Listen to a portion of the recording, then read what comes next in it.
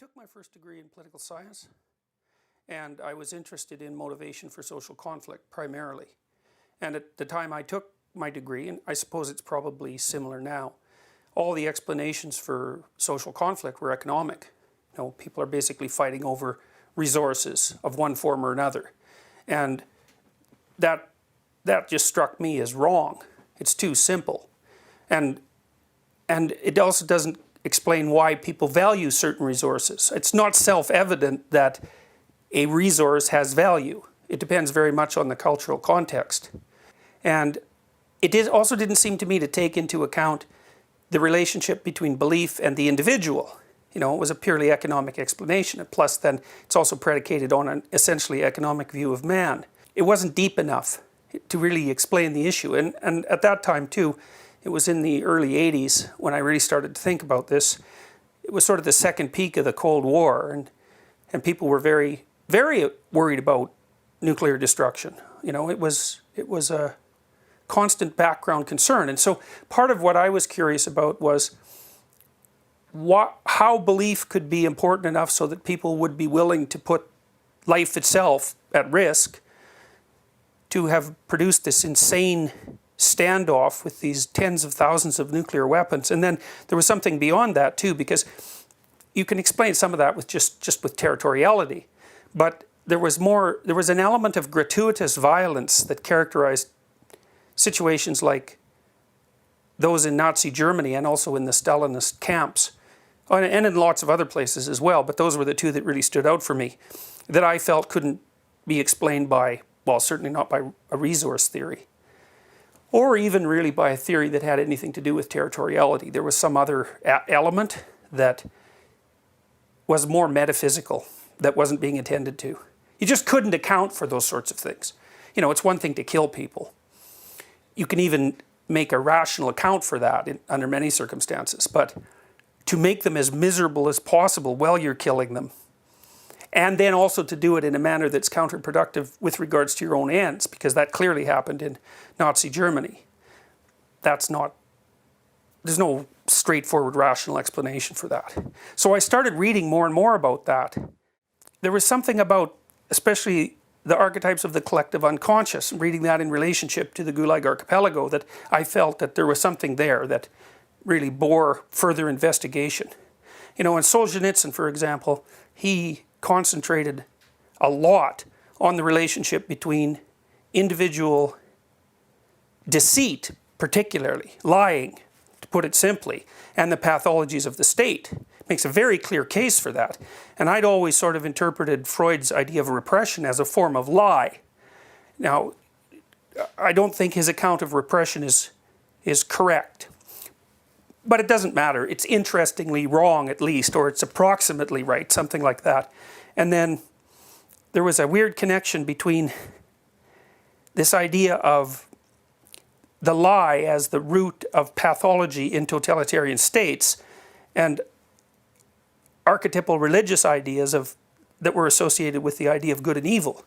And so that started to attract my attention. I was probably about 20. It was 1982, yeah, I was 20. And I was also reading Nietzsche at the time, and I read everything that he wrote that of his major works. I mean, the whole collected works hadn't been published yet, but I read him in chronological order. And that was extremely interesting for me as well. And there's a very interesting intellectual relationship between Nietzsche and Jung and Solzhenitsyn. You know, and the Solzhenitsyn connection is more through Dostoevsky. You know, and Dostoevsky and Jung, or Nietzsche, were investigating very, very similar ideas at exactly the same time. So there's these weird parallelisms of thought. And although people don't know it well, Jung was extremely influenced by Nietzsche, just as much as by Freud. I mean, there is a publication, for example, that's notes on his seminar on Thus Spake Zarathustra, and it's like 2,600 pages long, and it only covers the first third of Thus Spake Zarathustra. So Jung was very interested in Nietzsche. So I found this source of ideas, which I suppose was grounded in some sense in 19th century Romanticism, that seemed to really get at the root of the question as far as I was concerned. So, because there's something that isn't just it's not just rational behavior that drives people towards war. There's an irrational element of it that you can't explain without, I don't think you can explain it at all without recourse to religious language. It's the only language that's deep enough to get at it properly. So I started reading all this, like I didn't understand the archetypes of the collective unconscious at all. So I read it again, and then I read it again, and then I started to understand what he was talking about a little bit, you know. The idea that there were patterns of action and perception, in a sense, or cognitive categories, that's another way of looking at it, that lie at the bottom of our thoughts. They structure the way that we look at the world. And they have a deep evolutionary basis, and they have the quality in a sense of gods. And that really frightened me, that idea. You know, one thing Jung said, which I really love, he said, people don't have ideas. Ideas have people. I thought, oh yeah, that's a really interesting way of looking at it. It's like Richard Dawkins' idea of meme. It's funny to read Dawkins, because Dawkins is someone who is almost to the point where he could read Jung. Because his idea of memes and the archetypes are very, very close, except the meme is a trivial concept compared to the archetype. So an archetype is like a meta meme in a sense. It's deep, it's so ancient that it's tangled up in our biology. So Dawkins, even though he's an evolutionary thinker, is still like a post-Enlightenment rationalist. You actually can't be a post-Enlightenment rationalist and an evolutionary thinker. That doesn't work. While you're too concerned with rationality. Rationality is new. It hardly even matters in some sense. So, anyway, so I was obsessed with the idea of destruction and the will to destroy, fundamentally, and its expression in totalitarianism, and then its relationship with the history of ideas in general. That's partly why I found Nietzsche so useful, because Nietzsche predicted that the 20th century would be a war in some sense between, well, certainly a war that would involve communist ideas. He predicted that in about 1860, something like that, in Will to Power. He said that, you know, we'll pay for that conflict with a couple of tens of millions of lives, which is quite the prognostication, like 30 years before the fact. And then he also talked about nihilism, and both of those as a reaction to the collapse of Christianity. And that struck me as highly plausible. So Nietzsche was also extremely useful. See, one of the things about Jung is that Jung spent his whole career trying to answer Nietzsche's question. So Nietzsche said, basically, that the conflict between Enlightenment thinking and religious thinking, Christian thinking in particular, was going to wipe Christian thinking out, or at least people's ability to believe in the metaphysical assumptions that underlied Christianity. And that the only proper response to that would be nihilism, which he was very much concerned with, or authoritarianism. And so Nietzsche was trying to develop a philosophy of what might constitute a third path. And that's expressed to some degree in Thus Spake Zarathustra, with the idea of the Superman or the Overman. But that idea really never got developed. In fact, Jung believed that the development of that idea was part of what drove Nietzsche insane. He thought that he developed a kind of schizophrenic inflation. Jung believed that inflation was the invasion of the conscious ego with archetypal content. And so it's almost like when the old hero dies, a new hero is born. And that new hero, in some sense, was born within Nietzsche's consciousness. But those are experiences that are powerful enough, in some sense, to have a psychotic element to them. And anyways, Nietzsche died before he developed those ideas very far. But then Jung spent his entire career, in some sense, trying to understand hero mythology fundamentally. In today's world, there are a lot of people who insist that religion or otherwise supernatural belief systems or mythologies are relics from the past, that they're from another era, and they're either naive, faulty descriptions of actual material reality, the same way that we think of science today, or they were kind of crowd control tools of elite cynical. Yeah. They're straw man arguments, fundamentally. I mean, one of them is just Marxist. It's like, what are power structures there for? Well, they're there to serve the purposes of the elite. It's like, no, that's one of their purposes. And that monomania, that insane desire for singular causes, to me, that's also the expression of an archetype. It's monotheism in action. It's like, so you see these people who claim to be atheistic, they just invent a new god. Foucault did that with power. Freud did that with sex. If you're smart too, you can take a major motivational drive or system, they're not really drives, they're really personalities. You can take a major motivational personality like power or sex, and you can explain everything on its basis, because every human action is motivated by the major motivational system, some admixture of them. And then if you're smart enough, you can always figure out a way that some complex phenomena is related causally to some simpler motivation. But it's intellectual masturbation, as far as I'm concerned. It's not the attempt to explain something. It's the attempt to reduce everything to one simple principle that you can be master of. Now, was religion for crowd control? Well, it's just that's an empty theory. Well, so this is what, a multi-generational conspiracy. That's what it is. It's a conspiracy that stretches as far back into the past as we can imagine, right back to where people were tribal, and maybe farther back than that. I mean, that's not an explanation. And the other one, the supernatural explanation, well, there are people who think they think scientifically, but they don't, because they're not very good at it. And then there are people who think scientifically at a genius level. It's like, well, there are people who think they think religiously, but don't. And then there are people who think religiously at a genius level. And you can't assume that you can use the same motivational explanation at every single level of analysis. So, yes, there are elements of religious belief that are superstitious. Although, that's kind of a sleight of hand too, because if you want to argue that religion is only superstition, you collect up all the superstitions, you define them as religious, and then you define religion as a collection of superstitions. So, it's not very careful articulation of the whole class of phenomena that are attempting to be, that people are attempting to explain. And there's also a big difference between explaining and explaining away.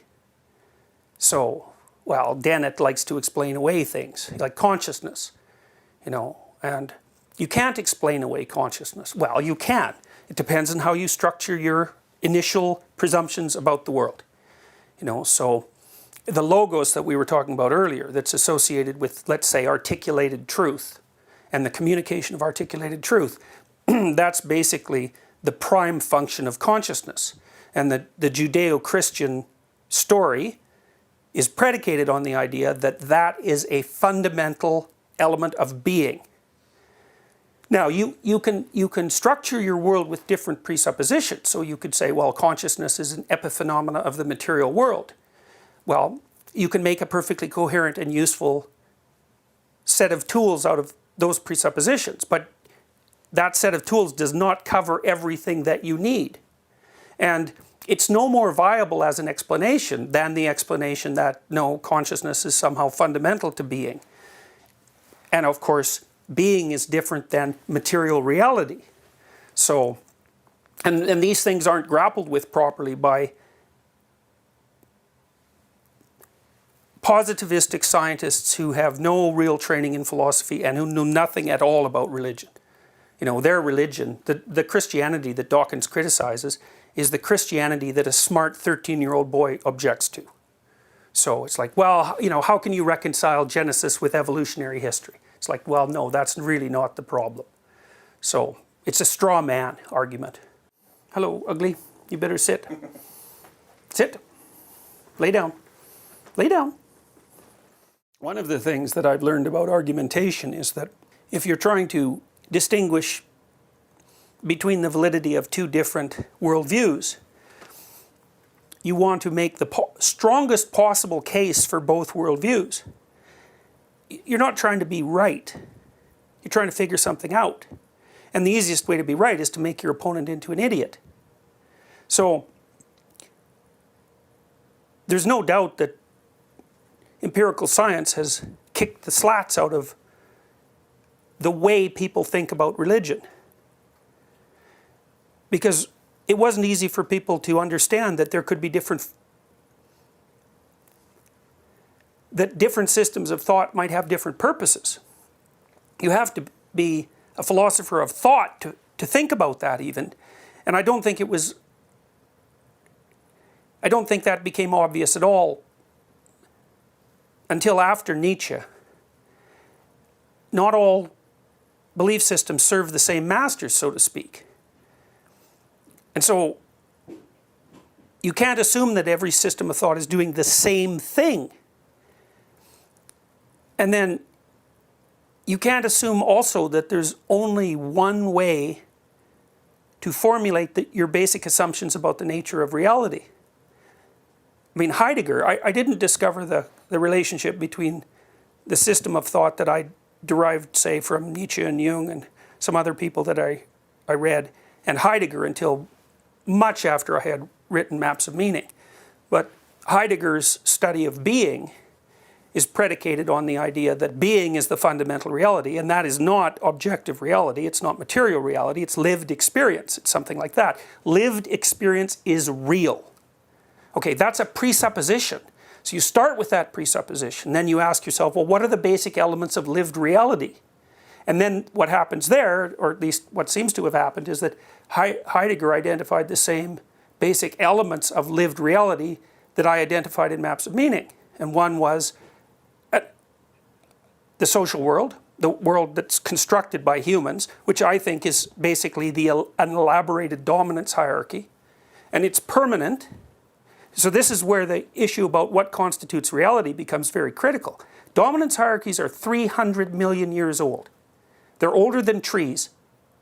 So if you think that's what one definition of what's real is what's persistent across time, then it's almost impossible to find anything more real about life than a dominance hierarchy. So this goes to your point about lobsters, I think. Absolutely, absolutely. It's the same bloody circuitry, serotonergic circuitry. I mean, there's another circuit that lobsters use that we don't have that's based on octamine.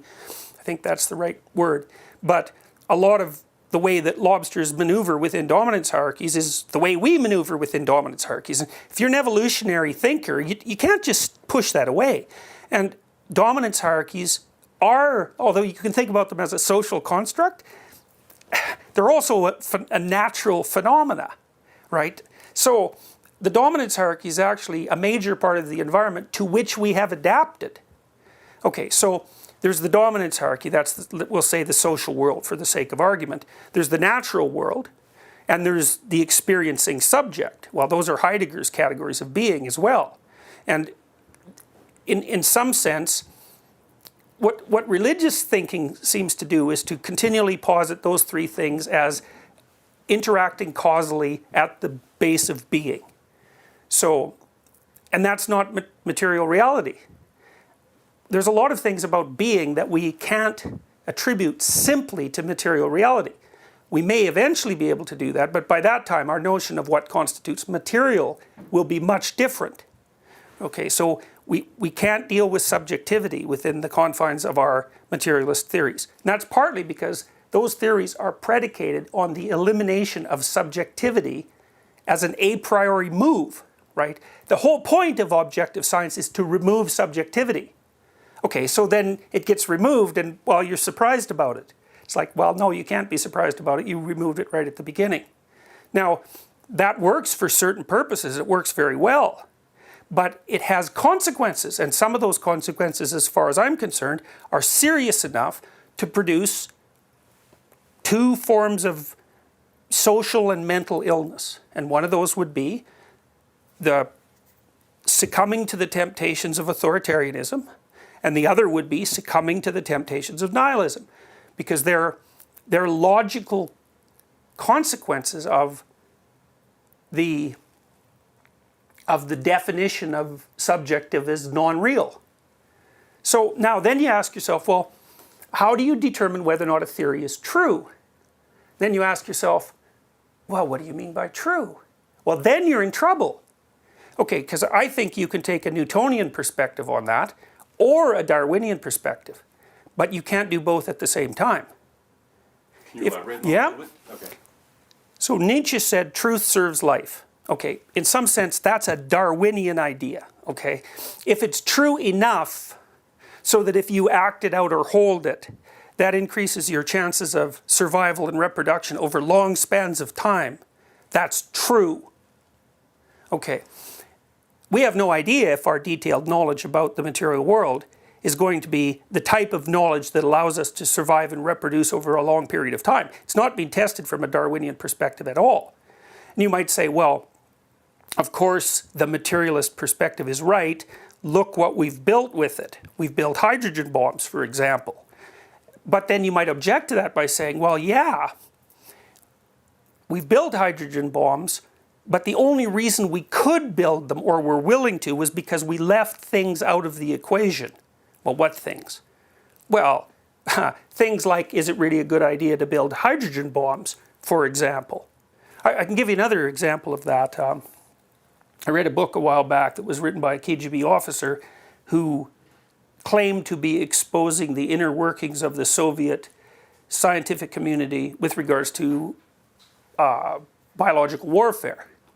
And the people in the institute that he described were trying to cross Ebola with smallpox, because smallpox is extremely infectious and Ebola is extremely deadly. So, like, that's a valid scientific enterprise. Okay, then you think, oh, isn't that interesting that that's a valid scientific enterprise? Because obviously that's insane. So then you think, well, if it's so obvious that that's insane and it's a valid scientific enterprise, well, there's some disconnect there between two different views of what constitutes at least appropriate behavior. Now, you know, that this is why the definitions of truth start to become so important. It's like, is it truth as expressed in action? Is it truth as it serves Darwinian purposes? Is it truth as defined by the axioms of the materialist philosophy? Which, by the way, aren't even true anymore, because if you go down far enough into material reality, now we know you hit a realm that's so bizarre that we can't even comprehend it. And there's implications of that bizarreness that we can't comprehend. So I would say we will develop a materialist philosophy of consciousness eventually, but it won't be using the same material that we use now, right? So if I just interject, yeah. If I understand correctly, you're talking about in, let's say, the industrialized North, in a society that relies on scientific analysis to to establish the fundamental bases on which the rest of the society is predicated. Yeah. There are certain assumptions about what is real versus what is not real. What is actually out there. If there's a distinction between subject. Right. Well, but even there's an implicit assumption that's what's out there in objective space is what's real. Okay. Well, but the problem with that is that that's an assumption about reality. Now, it's obviously a powerful assumption, but here's another way of looking at the Darwinian problem, as far as I can tell. So part of the reason that the Darwinians insist that random mutation is the source of continual, it's not progress, continual survival, is that the underlying environment changes, and it changes unpredictably. By its essential nature, it's unpredictable. Thus, if it's unpredictable, only random transformation can keep up with it. A lot of random transformation. Hopefully, the randomness of the environmental change will be matched by the randomness of the genetic change. Okay. So what that means in part is that the environment, so to speak, is finally incomprehensible because you can't predict it. Okay. So that means that a limited creature that's established itself by Darwinian means can't have access to the truth. they can only have access to sufficient truth. And sufficient truth is the truth that allows you to survive and reproduce. And from a Darwinian perspective, there isn't any truth past that. So I don't think Dawkins is a Darwinian. I think he's a Newtonian, because he believes that there is truth. The Darwinians don't believe that. The Darwinians say, no, there's enough truth to keep you alive and have you survive. And that's all. And eventually all that's going to go too, because 99.5% of all species are extinct. That's an amazing point, if I understand it correctly. Look, the American pragmatists figured this out in the late 1800s. Exactly. This reminds me of pragmatist philosophy specifically, which I have a soft spot for. Yeah. So, I mean, it speaks to me directly, but I'm thinking about other people who I know at the university or just in my life. If they hear this, they would just say, what?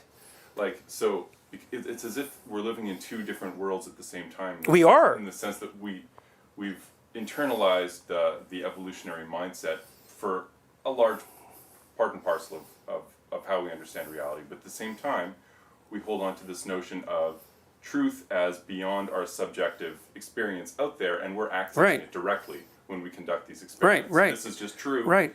Well, that is false. well, part of the problem too is that because science is reductionistic, whenever you measure something extremely accurately, there's a whole bunch of other things you're not measuring. And your assumption is that the knowledge gained by that precision isn't undone by the dismissal of everything else. Well, is that a valid claim? It depends on what your preconditions are for determining validity. Like, automobiles get you from point A to point B. You might say, well, that's their fundamental purpose. That's what they were designed to do. But I could say, well, no, it turns out that their fundamental consequence, if not purpose, is the complete transformation of cities, the demolition of the rural communities, and the destruction of the atmosphere. It's like, oh, we left something out. Yeah, you left something out. So you gain precision, but you pay for it with the loss of something else. And then there's the other problem, which is the pragmatic problem, which is truth for what?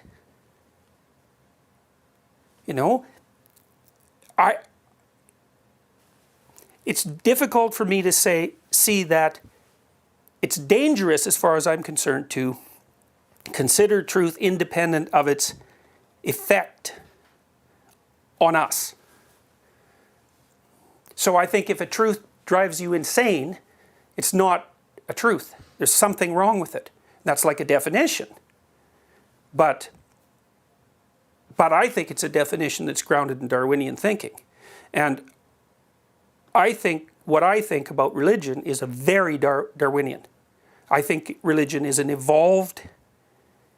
evolved knowledge. And it's knowledge about action. And the world is made out of action, so especially the human world. And so you can't say, well, that's not real. It's like, that's wrong. It's real. It's not something you can easily reduce to causal relationships between the fundamental building blocks of matter. But not only is it real, everyone acts like it's real. And then I would say, well, I don't care what people say about what they think about what's real. I care about how they act, because that actually shows what they really believe.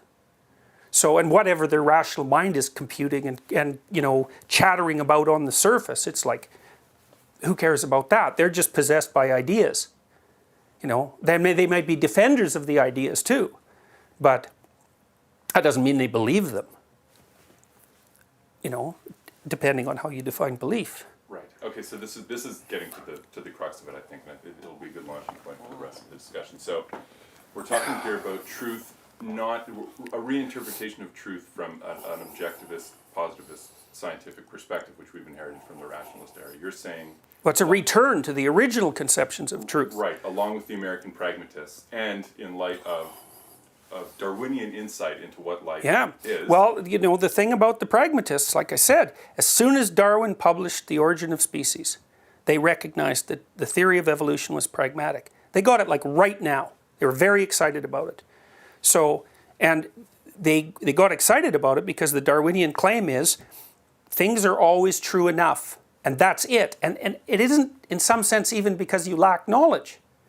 It's because you couldn't have the knowledge, even hypothetically, without running a simulation as complicated as the world itself. And even then, it wouldn't turn out the same way. Is this like a Gödelian view of reality, in the sense that, you know, any explanation of the complexity of a system is doomed to be simpler than the system it's trying to explain? Yes, that's one way of thinking about it. Sure, sure. Well, you could think about it as, that's right, you can think about it as a limitation of the perceiver. The problem too is that whatever knowledge you accrue about the system changes the system. It's like trying to predict the stock market, which isn't possible, right? So I think that's a really good example, actually. And, you know, try to predict the stock market rationally. See how you do. Well, you might say, well, it's not real. It's like, okay, well, we don't agree about what constitutes real. So we could have that discussion. It sounds like what you're saying is that truth is as much about action as it is about some sort of material, measurable, objective reality. No, I'm saying it's more about action. More about. Oh yes, yes. The fundamentals of truth are those that guide action, and then the objective science is nested inside that. It has to be. Right. There's no way around that. Okay, so that I think is a really central, because everything in my mind, everything in maps of meaning and a lot of your other work flows from there. It's a different way. It's a different priority. Oh, that's right. So that's right. Maybe we can elaborate that a little bit. Okay, well, we could do that Darwinian. Let's do it from a yeah. Darwinian perspective. Okay. Okay, so first of all, there's the single-celled animals, we'll say. Well, we don't have to talk about them. What we're going to start to talk about is animals that have a sufficiently complex nervous system to have to respond to the social environment, which would be made out of conspecifics often. So lobsters are a perfectly good place to start. It's like there's a lobster and then there's another lobster, and maybe they're alone. Well, then they only have to solve the problem of being one lobster. But then as soon as you put them together, they have to solve the problem of being two lobsters in the same space. And then maybe there's 100 lobsters in the same space. So then the question becomes, how do you organize lobster behavior when most of the environment consists of other lobsters behaving? And the answer to that is you make a dominance hierarchy. And then the dominance hierarchy, the way you adapt to the dominance hierarchy is by noting the patterns of behavior that compose it, and by first internalizing those, let's say, modeling them to the degree that that's possible, but even more remarkably, over huge expanses of time, because the dominance hierarchy and its patterns are a fundamental element of reality, you start to adapt biologically to the dominance hierarchy. So, okay, so now what we've got is we've got an emergent set of social behaviors. Okay, they're not rules, because they're not rules till you observe them, or till you codify them, or till you articulate them. What they are is the patterns from which rules emerge, and they're deep patterns. So then you might say, okay, what are the rules for staying alive in a dominance hierarchy, not being torn apart by your conspecifics? And that's learning quickly who can tear you into pieces and who can't, and learning how to get away from the thing that can tear you into pieces quickly, and learning how to push the thing that can't aside. And you better learn that fast. And you want to learn it with the minimum possible amount of damage, because that's another problem that social creatures have, or at least creatures that are in a dominance hierarchy. It gets even more complicated when the members of the dominance hierarchy start to cooperate. But lobsters, as far as I know, don't cooperate. So, but still, like, their behavior is very, very determined by the nature of the dominance hierarchy. Okay, so what that is, the patterns that govern a dominance hierarchy are the place from which ethics derive. Right, and they evolved. And they're not arbitrary. That's the other thing. What works in one dominance hierarchy works in another. And so you might say, well, what's your proof for that? And I would say, well, one of my proofs for that is that we use the same brain chemical and the same neurological system, roughly speaking, to keep track of our position in the dominance hierarchy as lobsters do. And that's 300 million years of continuity. So that's real enough as far as I'm concerned. So, okay, so now you've got your lobsters, and fine, they organize themselves according to these rules, and the top lobster is confident and makes himself big, and he's the one that gets all the chicks. So your success in the dominance hierarchy, especially if you're male, also determines the probability of your reproduction. And it may determine that more than anything else. So how to maneuver in the dominance hierarchy might be the prime question that faces creatures that have to live with conspecifics. And the females, in some sense, use the dominance hierarchy as a distributed computational device to determine the worth of the males. So, because what the females do is they sort of hang off to the side and they watch the males battle it out, and then they just pick from the top. Now, they have their own hierarchy, and it runs by somewhat different rules, but it's very smart. They're externalizing the cognitive problem to the structure itself. So, okay, so then there's the rules that govern the dominance hierarchy. The simple one, which is just where they're the same animals, but they're competing. But then when you get a little farther along, maybe to the point where animals are hunting together, that might be it, or caretaking, something like that. Anyways, where cooperative behavior emerges. Okay, now different rules start to apply. Because, like in a wolf pack, let's say, the wolf still wants to get to the top, but he doesn't want to tear everyone to pieces as he climbs to the top, because if he did that, then he won't be in a pack, and then that's not going to work. He's going to starve to death. So that really gets complicated. It's like you can defeat someone, but you can't destroy them. Okay, there's another moral rule.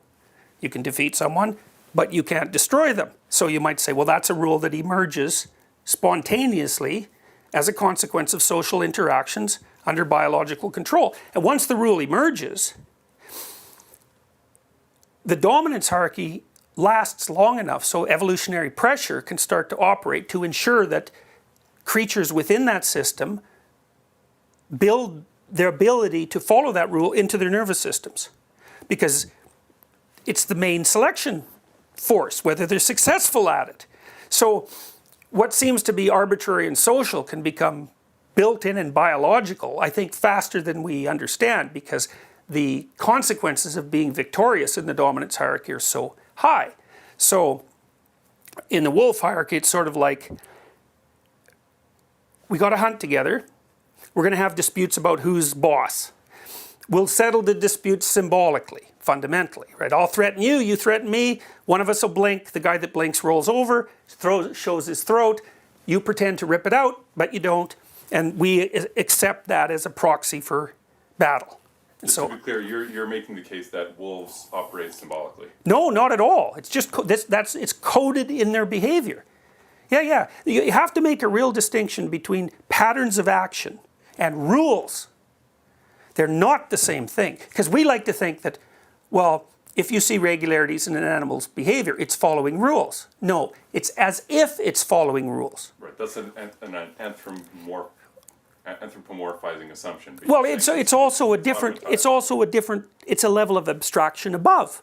First, it's the pattern of behavior. Then if you observe the pattern of behavior and you have the capacity to make symbolic representations, then you can make the symbolic representation. And those would emerge first in image, not in words. Image and stories, right? So that's like the dramatic substrates, behavior, and then it's behavior imitating behavior. That's drama. That's like a Piagetian idea, that you can use your body as a representational structure. That's what human beings can do. That's what imitation is. It's a big deal.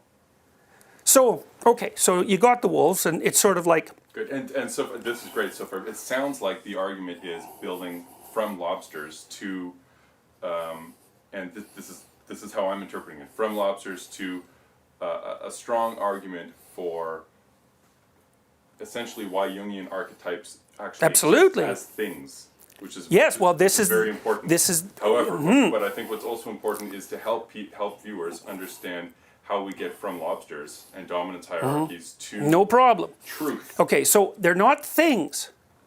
They're constituent elements of reality. That's not the same thing, okay? And a constituent element of reality is in some sense, depends on the thing, but its longevity is sufficient to make it more than merely a thing. Things are kind of temporary. I mean, protons aren't, but you know, things are temporary. Dominance hierarchies, those are not temporary. Those are eternal.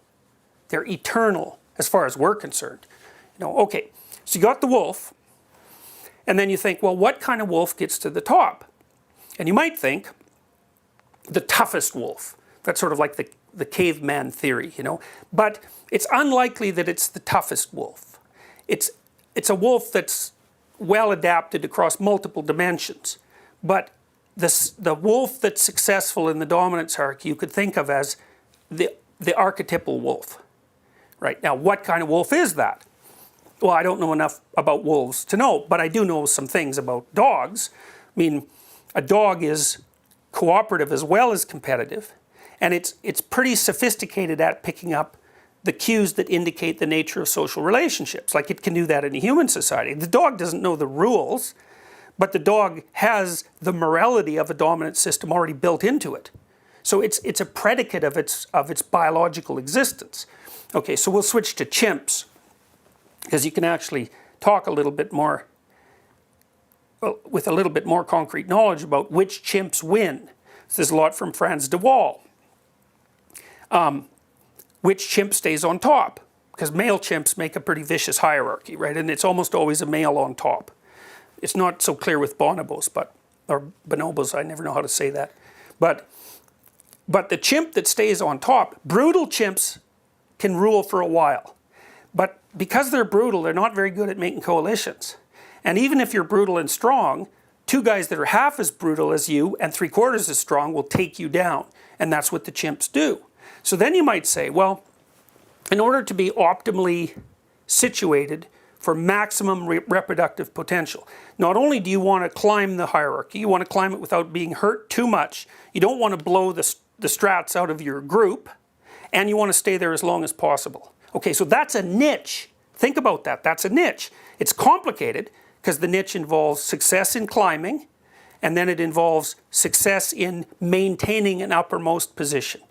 Okay, so, and that for chimps, that requires not only the capacity to be aggressive, but also the capacity to be cooperative and empathic. So one of the things de Waal discovered, for example, is that the chimp who stays on top, first of all, can make coalitions. So there's a lot of reciprocal grooming and so on. So he can make friends, even though he's kind of, you know, he's tough.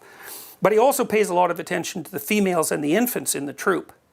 So whatever constitutes sovereignty, let's say, from a chimp perspective, is a lot more complex than mere power.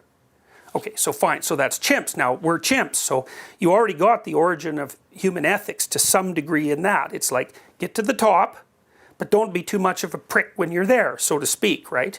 You have to rule while making allowances for those, and make allowances for the fact that those you rule over have value. Now, that's an interesting thing, because now what you've done is if you've introduced not the idea, but the fact that even a defeated other is a valuable part of the group. Okay, now that's starting to get, morality there is starting to get fairly deep, because that's kind of like, well, the outcast still has value. Okay.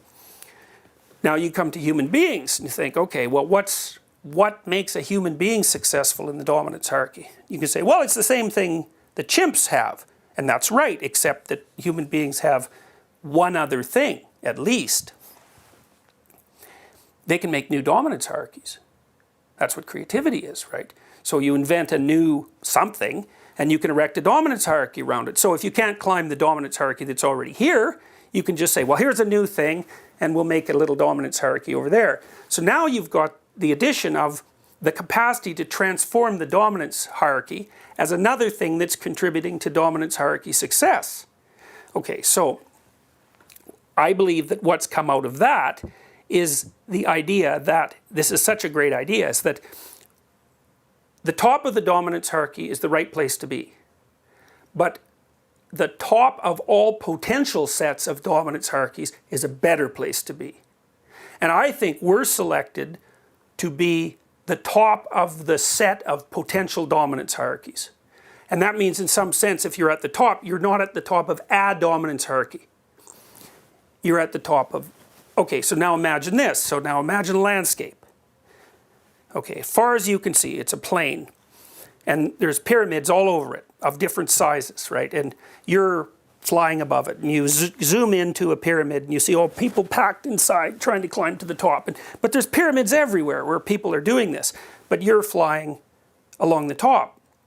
Okay, well, that's, as far as I can tell, that's the Egyptian god Horus. Horus isn't in the pyramid. He's above the pyramid.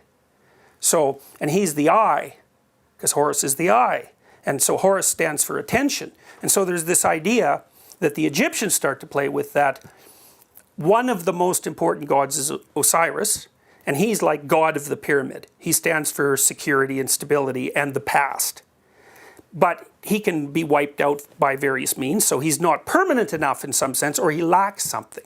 Is this the father archetype, essentially? Yes, Osiris is the father, yeah, the great father. It's half of the archetype, because he's sort of the positive element of the great father. He's not the negative element, although he makes himself susceptible to the negative element by being willfully blind. Okay, so his son is Horus, and Horus is the eye, and Horus pays attention. So the Egyptians are starting to get the idea that, well, you should be Osiris. That means you're the embodiment of the dominance hierarchy, say. But you also should be Horus, which is the thing that pays attention, because the dominance hierarchy, as it's currently structured, may be restructured. And then, so you don't want to just be adapted to this dominance hierarchy. You want to be adapted so if it transforms its structure, that's no problem for you, because you're not stuck in it. You're in it and not in it at the same time. And that's the big contribution of Egyptian thought. I think it's brilliant, brilliant. And if we could, just a slight tangent from that. So what you're talking about there is, just to make the distinction clear for other people, when the Egyptians are experimenting with these ideas and representing them in imagistic form or in hieroglyphic form, are you saying that they're doing this consciously, or this is like some sort of natural, happens automatically, next level of representation? Yeah, well, think about it this way. So imagine that one of the things that characterizes whether or not you can climb the dominance hierarchy is how good you are at watching people who can climb the dominance hierarchy and imitating them. Okay, so that means that part of it's going to be built in your biology, because you've been the dominance hierarchy has been working on you for a long time. So you have the capability of being the thing that can climb. But then let's say you get an edge by watching someone who's successfully climbing, because they're like adapted to the current circumstances precisely, and you can imitate them. Okay, then the question is, well, what does it mean to imitate them? And what it means is you can model their behavior with your behavior. Okay, so that's a form of representation. Okay, now you've got it. Now we're all watching each other, and we find those people who can climb up dominance hierarchies very interesting. So we start to tell stories about them, which is the representation of behavior in image and articulation. So it's like you tell this story about some interesting person that you admire, and then it's a pretty good story, so other people remember it, but then it sort of gets commingled in with some other stories about some interesting people who can climb the dominance hierarchy, and then thousands of you gather, and those stories all have a war over centuries, and what you extract out of it is like the most interesting person who's the best at climbing the dominance hierarchy. And that's where you start to get the idea of the savior. And so it's a bottom-up process. And then once you've started to get that, well then the process can be more than merely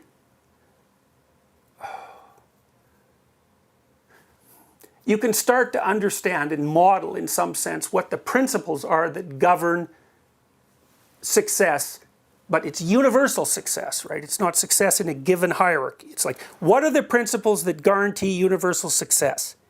So you might say, well, that's the ultimate question of life. It's like, yes, that is the ultimate question of life. So what did the Egyptians figure out? Well, they figured out that Osiris was a good guy. You need him. But he's kind of blind because he's old, and he's willfully blind too. And that makes him susceptible to the forces that want to overturn the hierarchy, but the negative forces, the ones that just want to destroy, that's his brother Seth.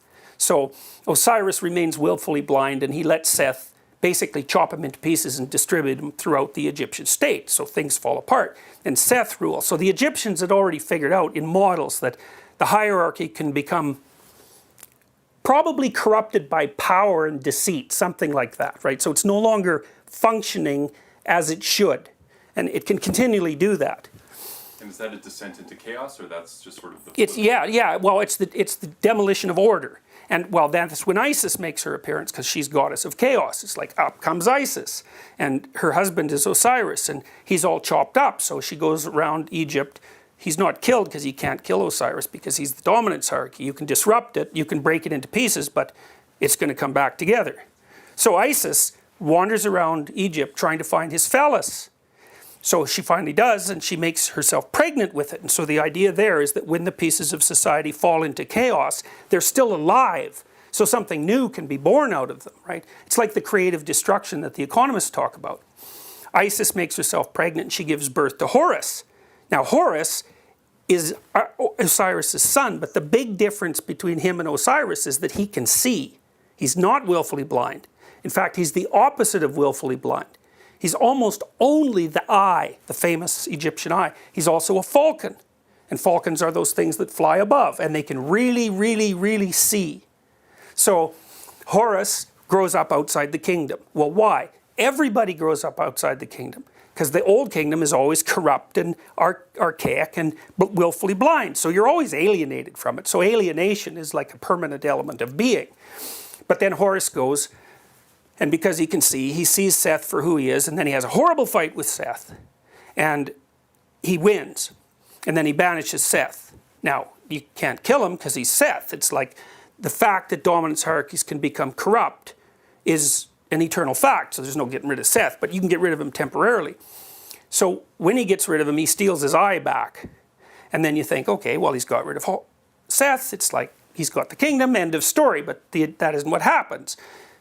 Horus takes his eye, and he goes back down to chaos in the underworld, and he finds Osiris down there, who's sort of like, you know, he's a ghost, he's a shade of his former self. And Horus gives him his eye. So now Osiris can see with the eyes of youth. And then Horus and Osiris go back to rule the kingdom together. And the pharaoh is Osiris and Horus together, if he's a good pharaoh. So that means he's wisdom and tradition, and attention. And that's you're starting to get very close there. Now, the Egyptians identified that Horus Osiris thing with the immortal soul. It's like, yes, they're right. And it's not some trivial superstition. It's their right. That is the immortal soul. It's the thing, it's the best in each person. That's another way of thinking about it. Now, you know, those ideas get much more developed as we get much more civilized. So by the end of the Egyptian periods, they call this the democratization of Osiris. Although only the pharaoh, to begin with, could sort of use the symbolism that was associated with Osiris Horus, it sort of spread down the dominance hierarchy. So, and then for me, what happens after that is that, well, it starts to get universalized, right? So this is not a particularly linear progression, but for the sake of simplicity, we can make the case. The Greeks give every adult male a soul, right? Well, by the time Christianity rolls around, it's like, oh, isn't it weird? Everybody has a soul. Even the weirdos that you'd rather get rid of, even those things that you think of as enemies. It's like it's in people. Okay, now, Christianity really starts to play around with exactly what the hell this soul is. And they, you know, the ideas come out in very bizarre ways. And like, one of the most bizarre ways is that Christianity makes the assumption that the word of God that pulls order out of chaos at the beginning of time, it's a logos, is the thing that's Christ, you know, so many eons later. They're the same thing. It's like, well, what the hell does that mean?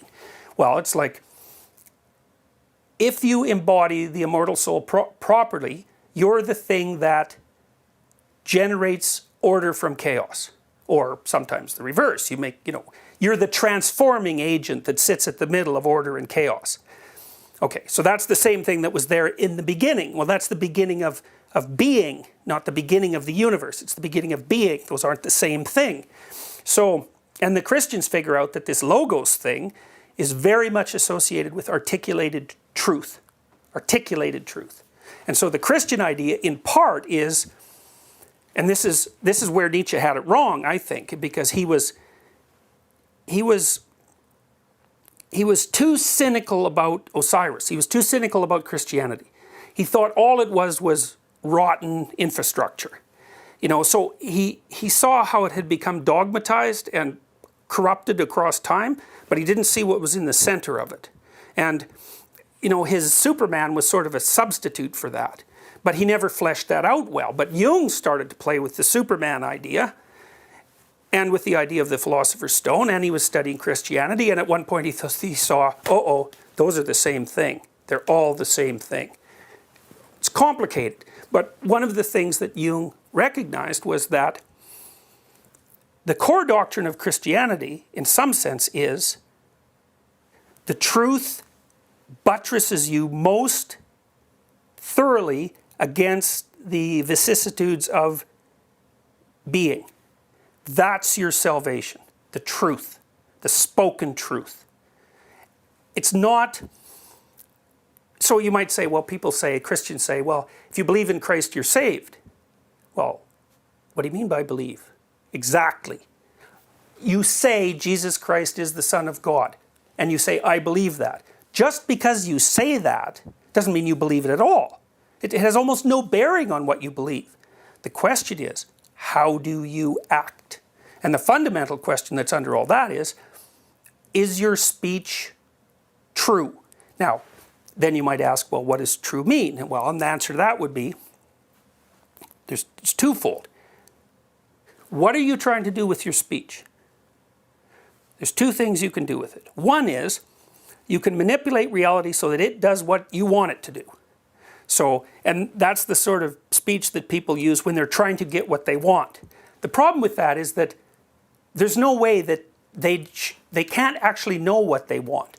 They just hypothesize what it is that they want based on some theory, and then they try to manipulate the world so that they get that. But it's an unsatisfying venture, and often when they do get it, it's not good anyways. So, and it involves a kind of falsity of speech. The other way is to try to say what you mean and think and perceive as clearly as you possibly can, always, and see what happens. Now, the story that underlies Christianity, and it's not only Christianity, but it's Christianity that I'm most familiar with, is that the rule is live in accordance with the truth and see what happens. So in the Sermon on the Mount, for example, Christ basically says, set your sights on allegiance to God. It's like whatever the highest value is, we'll say. And act in a manner that's concordant with that, so that's your goal. Then pay attention to the here and now, your best strategy for the future.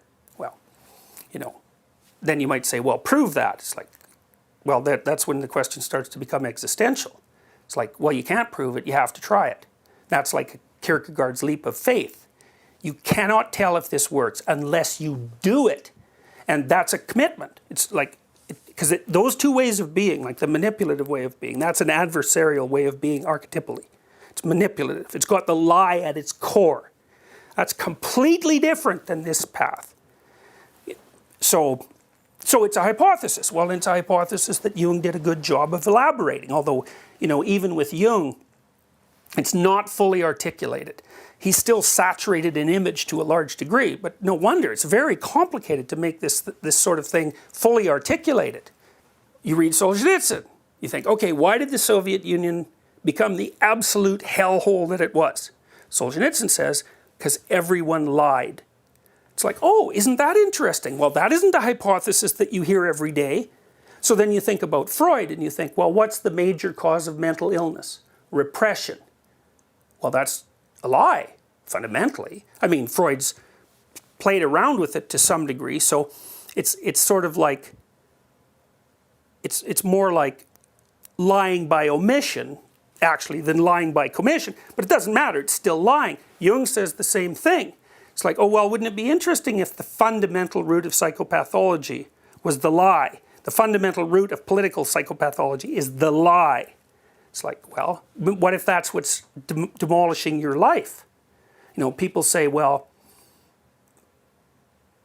people think, especially when they're nihilistic and they become destructive, that the universe is sort of, it's an unfair and arbitrary place and it's basically bent on their random destruction while they suffer. It's something like that. Yeah, right. Okay, what do you do under those circumstances? That's the question.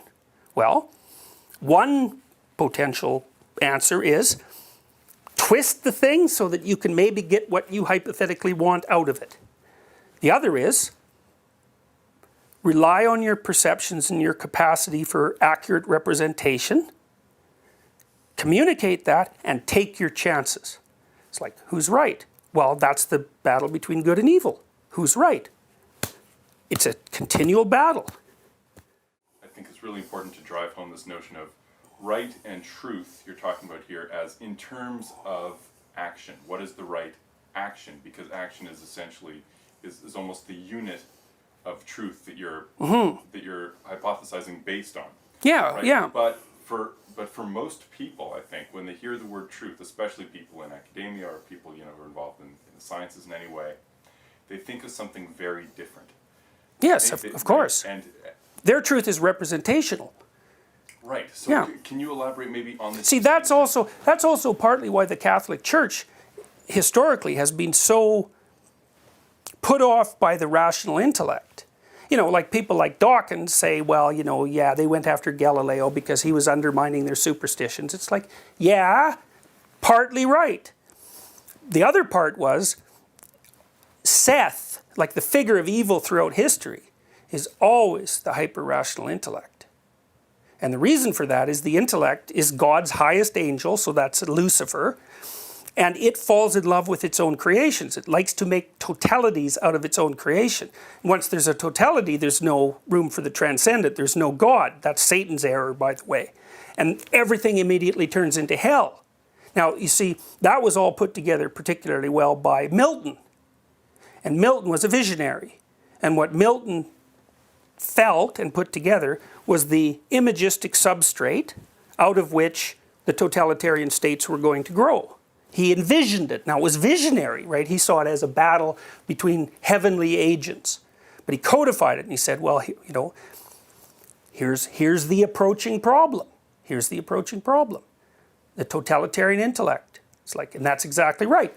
If you talk to people who are suffering existentially, they're always in love with the products of their intellect. They do not pay attention.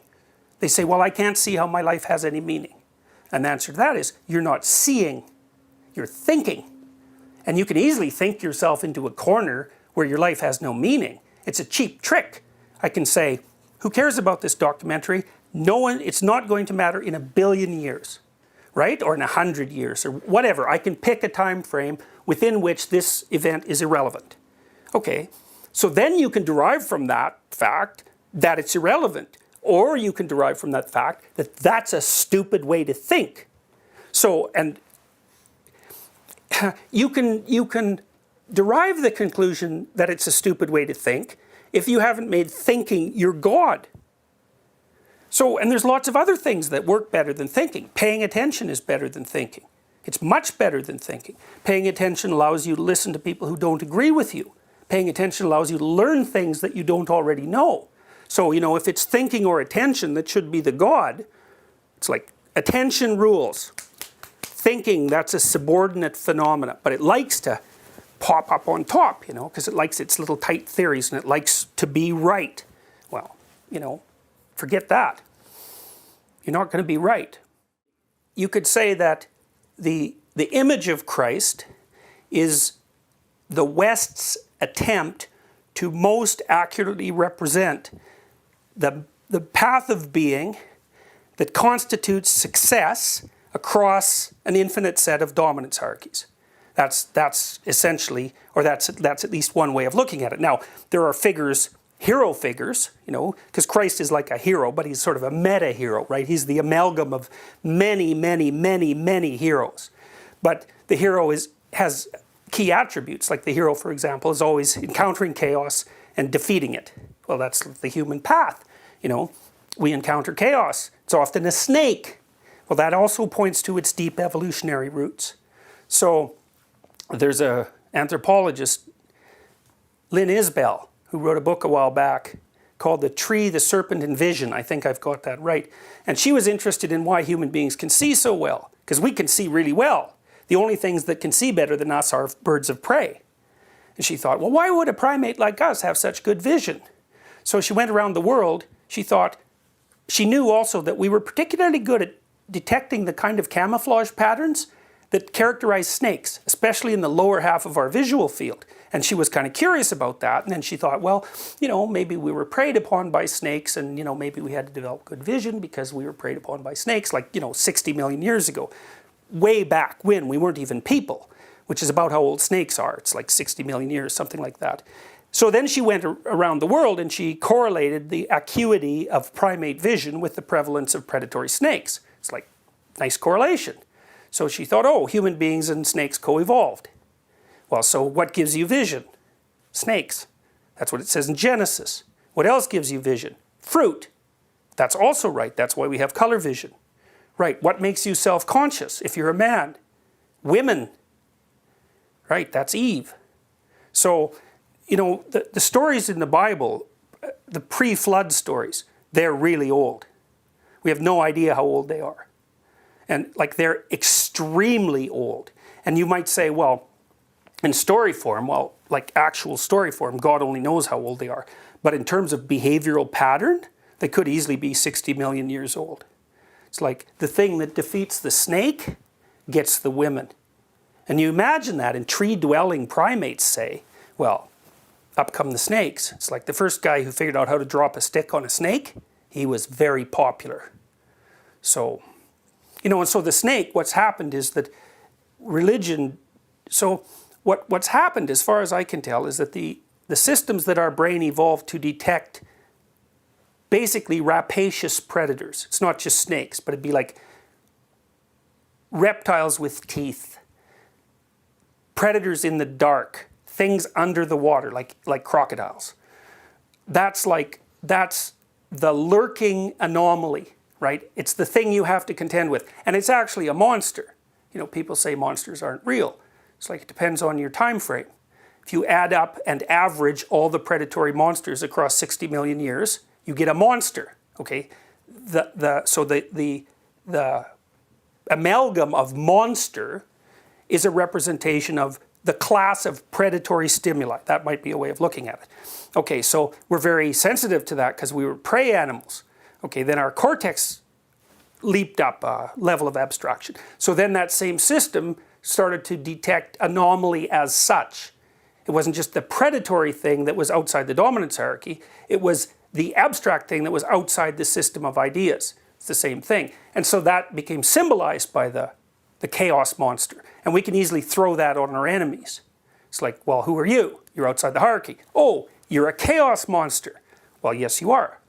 That's not an arbitrary prejudice. It's like, you are absolutely a chaos monster. Then the question is, what do you do with chaos monsters? One answer is kill them. The other answer is get their gold. That's a better answer. Because there's information in chaos. And we're information scavengers. And that's our niche. It's like, outside what we know, there's information. You might die retrieving it. But if you don't die, you're like a major hero. Yeah, that's right. So is this the sense in which these religious or mythological stories and images are true? Yeah. In the sense that they instruct action in a way that, in the Darwinian sense, is true. Right, and that's the only sense in which truth exists. Well, if you're Darwinian. Right. Right, so that's the problem with modern scientists. It's like, are you Newtonian or are you Darwinian? It's like Newton, he's wrong, by the way. Right, we already know that because Newton's only a subset of Einstein, let's say. And God only knows what the whole quantum thing is going to end up being. We don't even know how to structure our thought in accordance with those presuppositions. But Darwin trumps Newton. That's my hypothesis. So, you might say those who... So then the question is, what attitude towards religion is truly scientific? Right. I think my attitude towards religion is precisely scientific. So, because it's predicated on really on Darwinian presuppositions. Dawkins is a rationalist. He's not a Darwinian. He just thinks he's a Darwinian. Okay, can we explore this a little bit in terms of describing how you're working with these definitions? When you say that your approach to religion is a Darwinian one, and Dawkins is unwittingly perhaps. He's an Enlightenment guy. Right. So the Enlightenment is like, it's really thin paint on a mile deep piece of rock. It's nothing. One of the things I really liked about reading Jung was that Jung tracks the development of thought, say back 10,000 years. It's like, wow, that's a 10,000 year span of history. That's a long time. It's like, well, not compared to 300 million years. That's a really long time. Okay, so if we're going to talk about the Darwinian underpinnings of the brain or of the human organism, let's use some time spans. So Dawkins has Darwinism painted on Enlightenment rationality. He's an Enlightenment guy. It's like rationality rules. It's like, this is how you make sense of the world. It's like, okay, well, we've thought that more or less for 400 years. So what did we think for the other, 300 million years? How did we manage without that, if it's truth? So it's a form of truth. It's a partial form of truth, and it's a powerful partial form of truth. But to say it's truth, well, then it depends on what you mean by truth. So, yeah, well, and that's where it gets back, and that's where it starts to go back into the Darwinian issue, which is there's only one way you can define truth in relationship to finite beings. It's true enough. True enough for what? True enough so that you survive and reproduce. That's it. You don't get to go any farther. What's more true than that? Sorry, you can't ask that question. That's it. You've hit the limit, and that's basically Darwin's claim. And that's what the pragmatists recognized as well. So it was another way of, that's really helpful, what you just went through. I think that's going to be very useful. So is another way of articulating that, what's true is what enables you to successfully achieve a goal. That's what's true enough. Right. Exactly. But there's only true enough. But there's varieties of true enough. So it doesn't turn you into a relativist. It's like some things are only true for one thing. Some things are true for 10 things. Some things are true for 1,000,000 things. It's like, well, that's a better truth. Well, and what the religious imagination, which is the imagination that's concerned with values, is always trying to determine is, well, what's the highest value? That's the religious question. What's the highest value? Which is, what should you serve, let's say, to ensure your viability across the broadest domain of time? Well, we don't know. So what we've done is, well, we've watched successful people. So what does successful mean? Well, we know what it means. We can stay within the Darwinian framework. I mean, I don't think the Darwinian framework is the last word on things, because we're starting to discover, for example, that there are epigenetic transformations. So, we'll see where that goes. It's going to go somewhere very interesting, but that's okay for the time being. We're enamored of successful people, okay?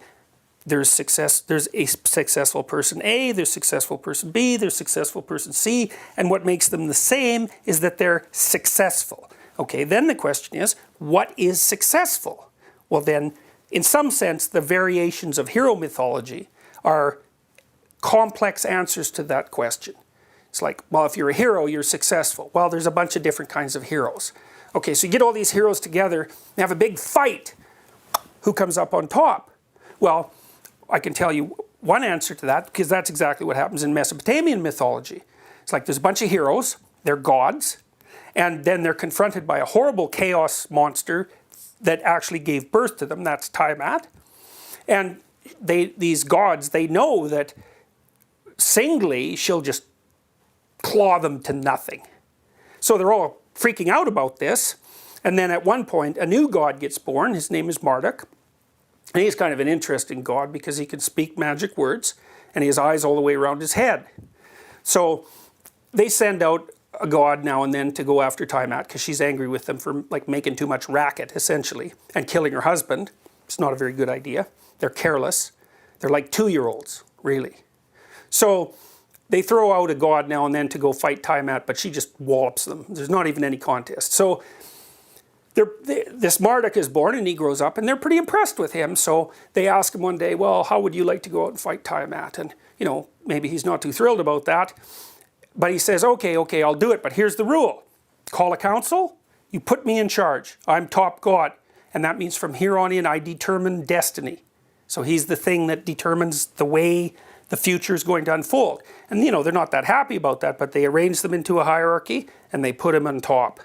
And then he goes out and he catches Tiamat in a net. So he conceptualizes her, so to speak, cuts her into pieces, makes the world out of her. It's like, that's what a human being does. Pays attention to where the chaos is, encapsulates it, cuts it up, makes the world. One of his names was actually, he who makes ingenious things out of the combat with Tiamat. It was actually like a literal name of Marduk. And so the Mesopotamian emperor had to imitate Marduk. So to the degree that he had sovereignty, the reason he had sovereignty was he was a Marduk. So, and then he could be a good Marduk or a bad Marduk. So at the New Year's festival, they'd take the king outside the city, so that's out into chaos. They'd strip him of his kingly clothes, and then they'd make him kneel, and then he had to confess to all the ways that year he hadn't been a very good Marduk. They'd actually hit him with something first. Then he had to confess, well, I wasn't a good Marduk this way or that way, and you know, so he got all his sins out in the open. And then they had a big ceremony with the, like the statues of the gods. They replayed the battle between Marduk and Tiamat, and then there were some other things that happened too, which I won't get into. But then they went back inside, and the new year was renewed. So they acted out the eternal battle between attention, say, and embodied attention and chaos. And they realized that reverence for that was the basis for valid authority. Valid authority. And the king had a moral obligation to act in that manner. That's why he got to be king. It's like, brilliant. Now you say, well, are they conscious of this? They're conscious enough to act it out. Right. That's as conscious as they were. They could use their bodies and their collective as a representational mechanism. But they couldn't, you know, and then they could tell stories about it too. But as far as deriving out what that meant philosophically and in a fully articulated way, it's like, no, they couldn't do that. Which is fascinating for me. So what that seems to imply, at least in my interpretation of what you're saying, is that religious systems that are often derided by let's say Enlightenment or post-Enlightenment thinkers for their for axioms that are just not true. They're just false about the world, right? Right. That's a religious superstition. It's clearly wrong. Right. It's backwards. But what you're saying is they were and are very much true in the sense that they are almost pre-conscious representations of correct action. And the environment in which correct action takes place, which is fundamentally the dominance hierarchy, right? And like, we don't contend with protons and atoms. We contend mostly with other people. And to some degree we contend with nature, right? But nature is sort of outside our proper domain.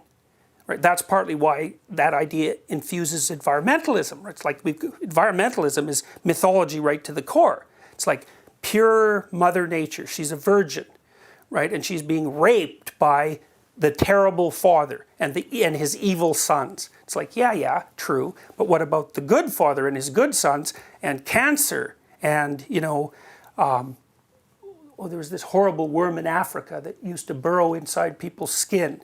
Yeah, it's horrible. And it was just eradicated, eh? So some doctor took it upon himself to get rid of that worm. It's like, yeah, well, that's Mother Nature too, you know. So environmentalism is an ideology because it only tells half the story. Of course, people are rapacious and horrible.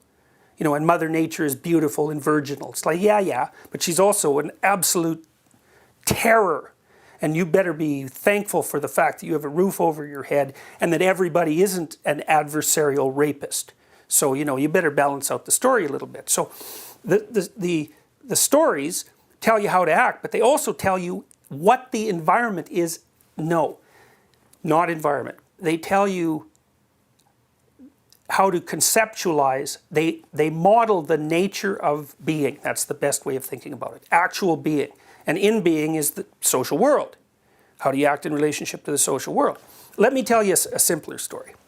Oh, yeah. Just on the subject, is it that what you're saying is it that different mythologies at different points in time will tell you how to act under particular conditions in which that society developed? No, it's broader than that. It's broader. Well, look, I had a student once who said, well, if these archetypes are true, why don't we just tell the archetypal story over and over? Why do we need, like, literature? And I thought, wow, that's a really good question. And then I thought, well, for much of human history, we just told the archetypal story over and over. Okay, so, but then there's this tension. So this is why I think that there's three persons in the Christian Trinity. It's like there's the Holy Ghost, we'll just forget about him for a minute, but there's God the Father, that needs no explanation. That's, you know, the benevolent element. Benevolent, that's the great Father. And then there's the Son, that's the hero. Okay, but the hero is weird because there's this sort of logos hero that's been there since the beginning of time. That's logos, right? That's the word. And then there's Jesus Christ the carpenter. He's this guy that lived in, you know, some little bitty irrelevant village 2,000 years ago and died young. Why do you need him? Well, it's because the universal isn't real till it's been made particular. And what we are particular manifestations of the universal. And the particular and the universal are both important. So the general pattern is crucial, but so are the details. So the archetype is a general pattern. You know, it's not, your religious task in a sense is to figure out how to embody the archetype in actual time and space. So it's a pattern, but you know, you still have to fill in the details. And it's not like the details are irrelevant. They're really relevant. And are the details culturally and temporally specific in some cases? Yeah, sure, Is that sure. why we have, let's say, that's why we have Christ in the Christian tradition, but we have Buddha in the Buddhist tradition. The Hindu tradition has its own plethora with its own embodiments of universal truth versus, you know, individual Atman. I mean, because the case you make for the power of the, let's say, the Christian archetype and the archetypes most familiar to us in the West, whether it's George or otherwise, are very powerful. Well, I also think that Christianity has the most thoroughly developed philosophy of evil. So I think that's a big advantage. So, but yeah, I mean, if you think about religions as at least in part variations of hero mythology, which they are in part, then it's a story that can be told 1,000 times in 1,000 ways. I mean, that's what a movie is. If it's an adventure movie, it's always a hero myth of some sort. I mean, Christ, the ones we have now are almost purely archetypal, like all the superhero movies. Those are archetypal right to the core, you know. And it's funny because I know a comic book artist or author. He writes Batman and Wolverine. And there's a community that the comic figure serves. So if it's Batman and you're a writer for Batman, you don't just get to do anything with Batman. There are Batman rules, and the whole community of Batman fans, they know the rules. And so if you muck about with Batman, then they tell you. So Batman is actually an archetype that's been generated by the collective, right? And they all feel, well, that's not quite right. Well, why do you feel that the story isn't quite right? Well, the answer to that is like a Platonic answer is, you know the story. You just don't know that you know the story. And so when someone tells you the story properly, you think, wow, that's the story. It's like key and lock. Which is fascinating. And is your argument then that we know it's right when we see it because it's so ancient and Oh, yeah. ingrained in us on so many levels, Absolutely. biological and social and Yeah, that's the other thing. So Piaget had this idea of equilibration. Man, it's a smart idea because Piaget, I don't know if you know this or not, but Piaget's motivation was to bridge the gap between science and religion. And he had very intense messianic experiences when he was a young man. Yeah, so no one ever teaches that about Piaget. Piaget is way more interesting than you think. Piaget was very interested in the origin of morality. And he traced the origin of morality back, in some sense, to the rules that govern social interactions. Okay, so you can think, Piaget thought it really got going once kids were able to play games with each other that had a shared goal. Okay, so that was kind of Piaget's definition of a game. It's like there's a bunch of people cooperating and competing in relationship to a mutually agreed upon goal. So like a Monopoly game, you know, you want to get all the money. It's like, why? Because everyone agrees that that's what we're doing. So it's like, that's an artificial dominance hierarchy. We just whipped it up on the fly. Here's the top value. We'll play it out. So then we're playing with this kind of dominance hierarchy, right? You get all sorts of information about people doing that. And you also, you know, clue yourself into the nature of dominance hierarchies and the way that they can be constructed, even somewhat arbitrarily. Now, what Piaget noted was that children could play together and they could get along and they could pursue the goal. But if you took them out when they were young, out of the context, and you asked them what the rules were, well, they didn't know. Because the rules were actually the behavioral patterns that all the kids had agreed upon one way or another. They didn't sit down, codify the rules, and then act them out. They acted out a coherent action pattern, and then when pulled from that, they couldn't articulate it. That wasn't the level at which the knowledge was embodied. Well, that's exactly what happened to us across the course of history. It's like we learned to act before we learned the rules for how we acted. It's exactly the opposite of a rationalist perspective, by the way. And Nietzsche was the first person to really point this out. You know, he said that a philosophy is the unconscious confession of a philosopher. So, and here you can think about this in terms of the story of Moses too. It's like Moses realizes the rules, right? Because God gives them to him. Well, before Moses gets the rules, he spends like years in the desert as judge. Like all the Israelites who are always scrapping with each other, they get into a fight, they come to him and say, okay, who's right here? And he's doing that like all day for years, adjudicating. So his mind is assembling all of these instances of moral conflict. And he can recognize patterns. Well, one day it's like it's a blinding flash of illumination. It's like, oh, these are the rules that we're following. It's the translation of the behavioral knowledge into abstraction. Now, you know, Moses is a composite character. Although, you know, there are many stories about the original lawgiver. It's not the original lawgiver. It's the original law observer. Like we're our own wolf pack. We're anthropologist or ethnologist and wolf pack at the same time. Oh, here we are doing things. What are we doing? Well, we watch. Then we make stories out of it. This is what we seem to be doing. What do those stories mean?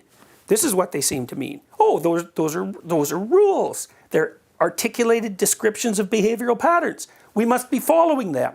It's like, well, now we're following them because we know what the rules are. Before we were just acting out the equivalent embodied pattern. So, and you know, the conspiracy theorists, you know, the people who say, well, you know, this is all about control by the upper classes. It's like they assume that you can just generate up some arbitrary rules that happen to serve you and then enforce them on a community. It's, well, no, partly, but fundamentally no, you know, because that's not biological thinking. You know, that's dawn of the industrial age thinking or something like that, or post-agricultural thinking. Who cares about that? You know, let's go back to when we lived in trees. We'll go back 60 million years and start talking about who we are from that perspective. And that's just a start. We're older than that. So it's way too narrow a view. It's not informed by biological reality. So when you mentioned the Moses story as lawgiver versus law observer, and then I was thinking of the actual biblical story of where God speaks to Moses, then my inner Dawkins, or my inner Enlightenment rationalist is saying, okay, all well and good, but why do you need this ridiculous sky figure who... He's a representation of the dominance hierarchy. That's the father. It's like, why not? Okay, let's talk about that, what is it? Agency detection module. Okay, first of all, that's a stupid way to conceptualize it. It is not an agency detection module. It's not some little gadget that's stuck to a computer. It's really deep. Okay, so let's think about who we are. Monkeys. Where do we live? In a dominance hierarchy. What's a permanent element of the dominance hierarchy? The dominance hierarchy. What else? Well, males, females, and you. Okay, so we're going to say, what's the world made out of? Males, females, and you. Why is the world made out of that? Because no matter where you go, no matter when, no matter how far back in time, those are things you can rely on. So now we have this circuit. It's the brain. It's like, well, what are males like? And what are females like? And what are we like? And how do we interact? Okay, so there you get the constituent elements of reality. So first of all, it's just social, but it's complex because the males aren't just singular figures. Like the father isn't an individual. The father is the whole patriarchal dominance hierarchy, right? The individual is just a representation of that. So our minds are more evolved to consider masculinity as such rather than the male individual.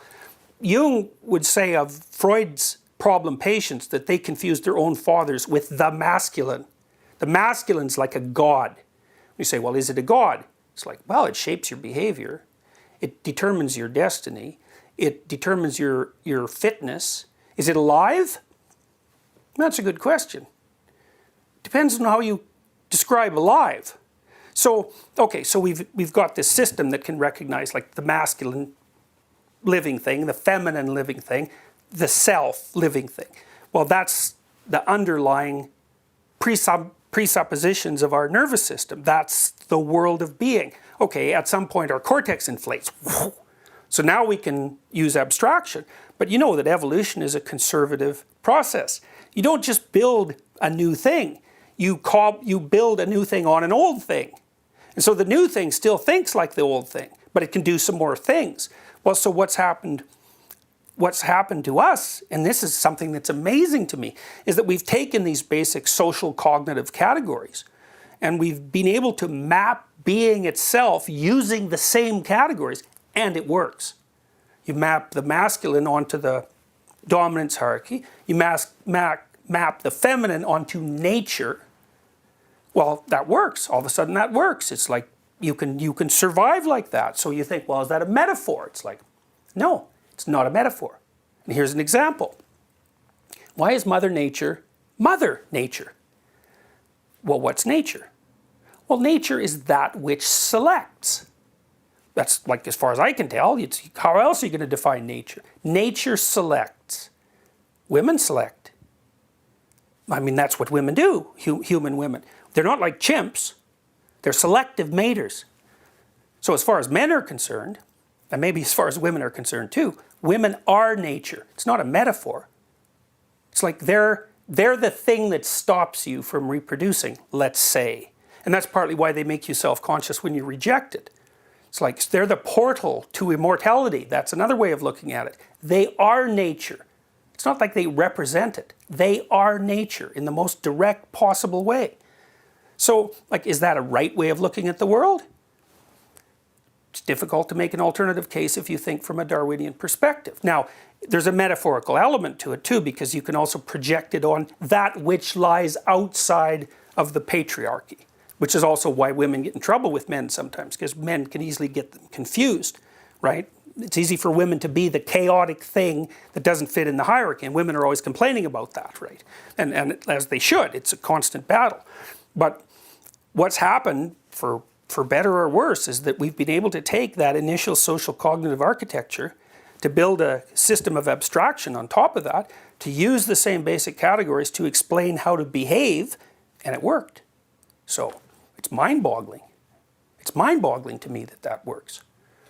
Are you familiar with the theories of embodied cognition and like George Lakoff and his metaphor theory of thought, basically? Mm-hmm. Sure.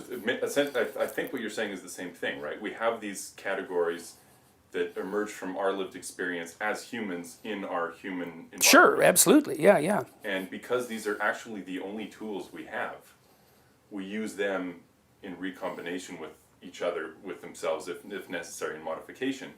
but we use them as ways of making sense of the world. Even our scientific models are predicated on the embodied experiences we Yeah, have well, that's a as tougher one. humans. That's a tougher one, because I do think that that science does have there's a qualitative difference. It is in some sense stepping outside of the mythological framework, and it's because it's this really powerful technique. It's like, okay, what is the nature of our shared experience? Now, that's not exactly what science is about. It's more like, if we behave in such and such a way, something will happen. We're going to interpret that from a subjective perspective, like a personal perspective, let's say. But what happens if we get 100 people to do that, and they all observe the outcome, and then they all tell a story about it, and then we take what's common across the stories? It's like, oh, well, that's interesting. We get a new way of describing things. Well, is that true? Well, then you get back into the problem of what constitutes truth. Is it useful? That we also don't know that, because we don't have the time frame across which to analyze it yet. Like, we're staking our survival on the presupposition that it's useful. But it's like, there wouldn't be constant bouts of apocalyptic thinking if we didn't have our doubts about it, right? And it's certainly an anomaly in the natural world. Well, no other creature has science. It's like they did perfectly well without it. Maybe science is fatal. I mean, it could easily be fatal. So, and someone who's a scientist in the sort of ideological sense would say, well, even if it's fatal, it was still true. It's like, well, it depends on how you define truth. Like, if you're willing to say that fatal is true, well, then go ahead. But I think that's not a good definition of truth. And that's where our disagreement really lies. You have your definition, and I have my definition. I think my definition is Darwinian. So you have to contend with that if you're a scientist. But you might dispute that, although it's not clear to me how you would dispute that.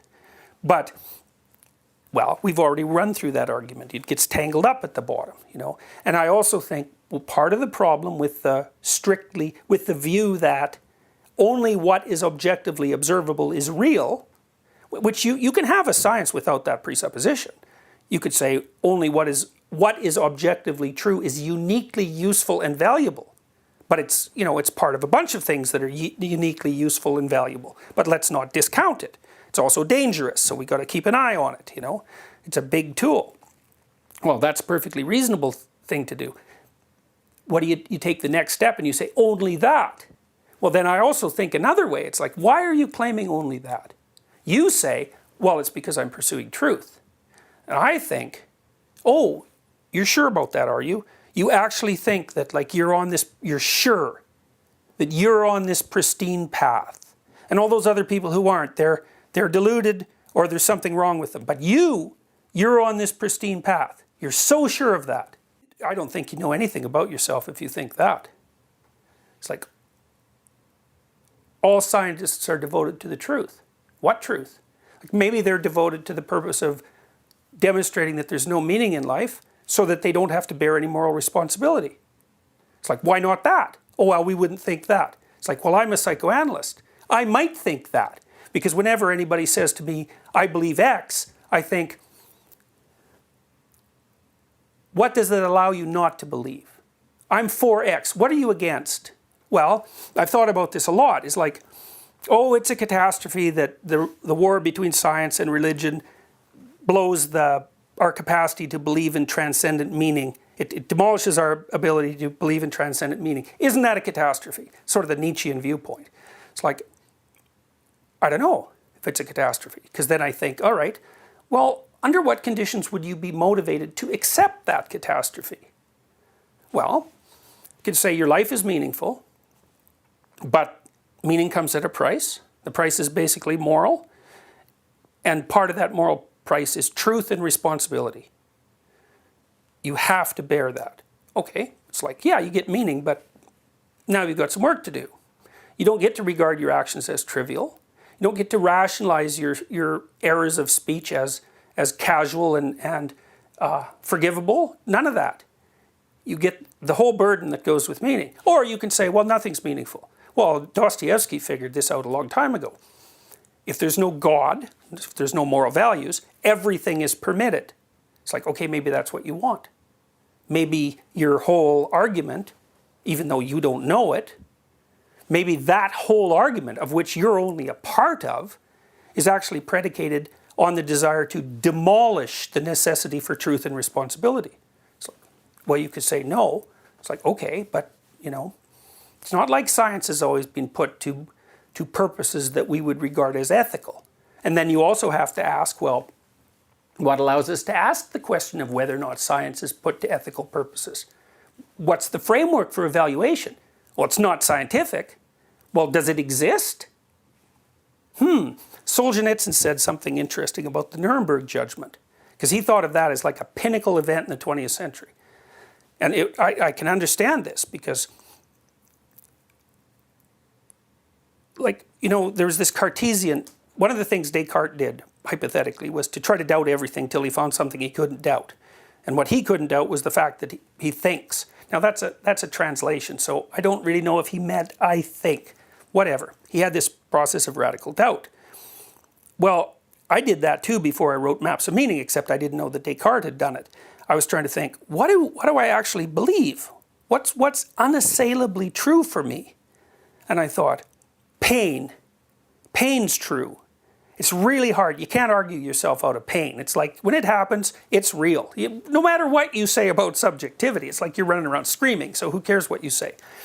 And then I thought, well, the infliction of pain is real. And then I thought, well, and pain is unpleasant. It's got that quality about it. And so that was good. And then there was another process of argumentation that led me to conclude that what constituted evil was the infliction of unnecessary pain. And for me, so not only, if I'm really evil, I'm going to inflict pain in a way that not only damages whoever I'm inflicting, it also damages me, and that's fine. It's like the shootings in the high schools. It's like, why don't they just shoot themselves to begin with? Why go to all the trouble? Well, try answering that. You should read some of the writings of the Columbine killers, man. They'll make the hair on the back of your neck stand up. You cannot believe what those kids wrote. It's uncanny what they were thinking, truly. So, well, they're motivated by something. Well, what? Well, it's something satanic from an archetypal perspective. So for me, what ended up at the bottom of reality was, it's wrong to inflict unnecessary pain. So pain even that doesn't serve your own purposes even. That's the Nuremberg judgment, fundamentally. It's like, there are things that are wrong. Okay, are you going to accept that or not? Well, if you accept that, there's a place you go. And if you don't accept that, there's another place you go. And we already saw what happened when people go to that place. And so you can say, well, that's irrelevant. Okay, fine. You pay the price for your belief. So will other people. So that's why Solzhenitsyn is at least in part an admirer of the Nuremberg judgment. It's like, there are things that are archetypally evil. You don't get to escape from them because of culture. You don't get to escape from them because of the particulars of the situation. Well, you can make a strong case that that's victor talk and revenge. Fair enough, but when I wandered through the Holocaust literature and the literature on the Japanese invasion of China and the literature on the Stalinist camps, that was sufficiently convincing for me. It's like, no, not there. That's not the right place to go. Is that a scientific judgment? No.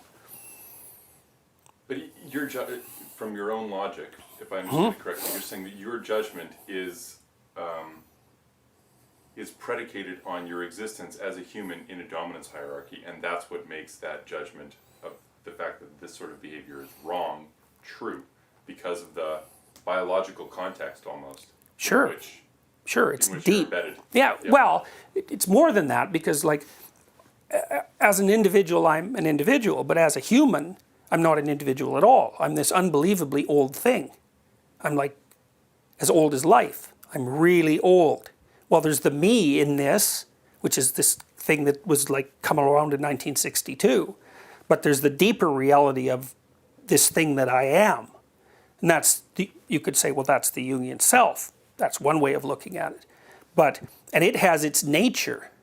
It's the human nature. Not, well, good and evil are human terms. Now whether they refer to something transcendent, that's a whole different question. And it is not a simple question because we don't know what role consciousness plays in being.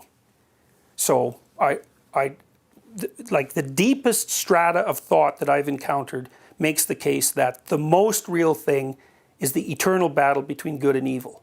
And I'm prone to believe that. So, well, what exactly that means, that's a different story. It's a complicated idea. So the inner materialist in my brain now is saying, but that's a confusion of facts and values. But what I'm assuming that you would say back, and correct me and tell me what you would say back. Even as a materialist scientist, you yourself are a human participating in this human drama. You're right, and what's embedded in what. Yes, that's right. That's exactly right. That's right, because that's the question. Objective reality, mythology. One proposition. Mythology, objective reality. Another proposition. That's my proposition. It's like, this is way deeper than this. It's incomparably deeper. Now, that doesn't mean this isn't deep. It's deep, but it's sterile. And that's dangerous. And then when you forget which is embedded in which, then you make mistakes. It's like, yeah, well, why not cross Ebola with smallpox? Well, that's a good question. Why not do it? Well, a rationalist would say, well, I'm capable of making that judgment. Okay, well, let's really specify that. What exactly do you mean that you're capable of making that judgment? Because again, with Dawkins and his ilk, they make the claim that they can have their cake and eat it too. So they can have all the benefits of an evolved morality, which is basically a Judeo-Christian morality in the West, and they can say, well, yeah, but we don't have to accept any of the metaphysical presumptions. It's like, says who? Like, yeah, you could be right, but why would you assume that you are? So maybe this is Nietzsche's point, maybe the metaphysical presuppositions are absolutely necessary. So, and the question then is, as understood by the millennia old individuals or cultures that gave birth to them, or reinterpreted as pre-conscious symbology. You see what I'm saying? No, not exactly. You have to specify that more. Right, because then Dawkins might say, I'll try not to pick on him. But then the materialist, positivist, rationalist might say, okay, but what does it mean to accept that mythology or to accept the metaphysics? Does it mean that I have to believe that there's this omnipresent, sadistic God who pits nations against each other and orders you to murder your neighboring tribe? Or rather, is it necessary to accept that the metaphysical background or the substrate, if you will, as understood now, as version symbolic imagery from a culture that had no other means of articulating it? So that because then they might say, well, sure, I can accept that it has some value in its time and place, but so. But okay, that's where the problem would start for me. It's still that time and place. You get this idea too that like the evolutionary psychologists do this. Well, where we evolved was the African savanna. And our moral systems are adapted. It's like, why? Why there? Like, why not in the oceans 300 million years ago? Why is that the preferential place from which our values are derived? The rest of it's just nothing.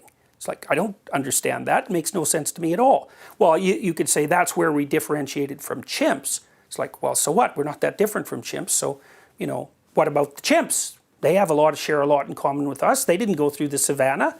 It's like, so the idea that these values, say, are shallow, I mean, if you put it in an evolutionary basis and you go back to the African savanna, well, that's something. It's, a few million years anyways. But to me, that's still icing on the cake. It's not deep enough. This is way deeper. Now, the metaphysics. Okay, well, let's talk about the metaphysics. Okay, whose idea of God are you talking about? It's like, is God an old man with a beard? And he lives in the sky? Okay, well, let's take that argument apart a little bit. Okay, first of all, the ancient Jews, they didn't like you to say the name of God. Why? Because they didn't want you to confuse the representation with the phenomena. So whatever was real for them was something beyond words. Okay? The same thing obtains with Taoism. Same idea. Right? Don't make a graven image because you confuse the damn image with the thing. What's the thing? It's that which is beyond imaging. Does that which is beyond imaging exist? Obviously. What's its nature? Well, that's a different question. Now, in the Old Testament, its nature is arbitrary, man. It's like, look the hell out. You're going to get swatted down. But if you look carefully at the structure of the Old Testament, and Northrop Frye did this, Frye's argument was basically this. Well, you've got the really old stories. Forget about them. History starts basically with Abraham. What is the Old Testament about? The Israelites climb up to dominance. They get corrupt. They forget about the widows and the children. A prophet comes up and says, you better look out. You're off the path. They ignore him. Whap! They're in chaos for like a long time. They get all humble and they build themselves up again. And when they get power, they get all corrupt. And a prophet comes along and says, you better look out. You're off the path. You're not paying attention to the widows and the children.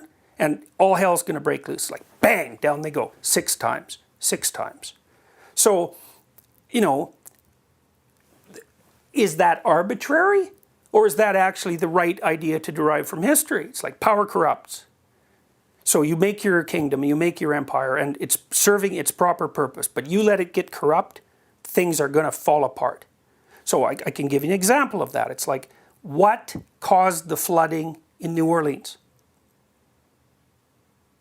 Hurricane. No. No. Corruption. If the dikes would have been built properly, as everyone knew they should have been built, if all those millions of dollars had gone into the pockets of corrupt politicians, there wouldn't have been any flood. In Holland, they built the dikes for the worst storm in 10,000 years.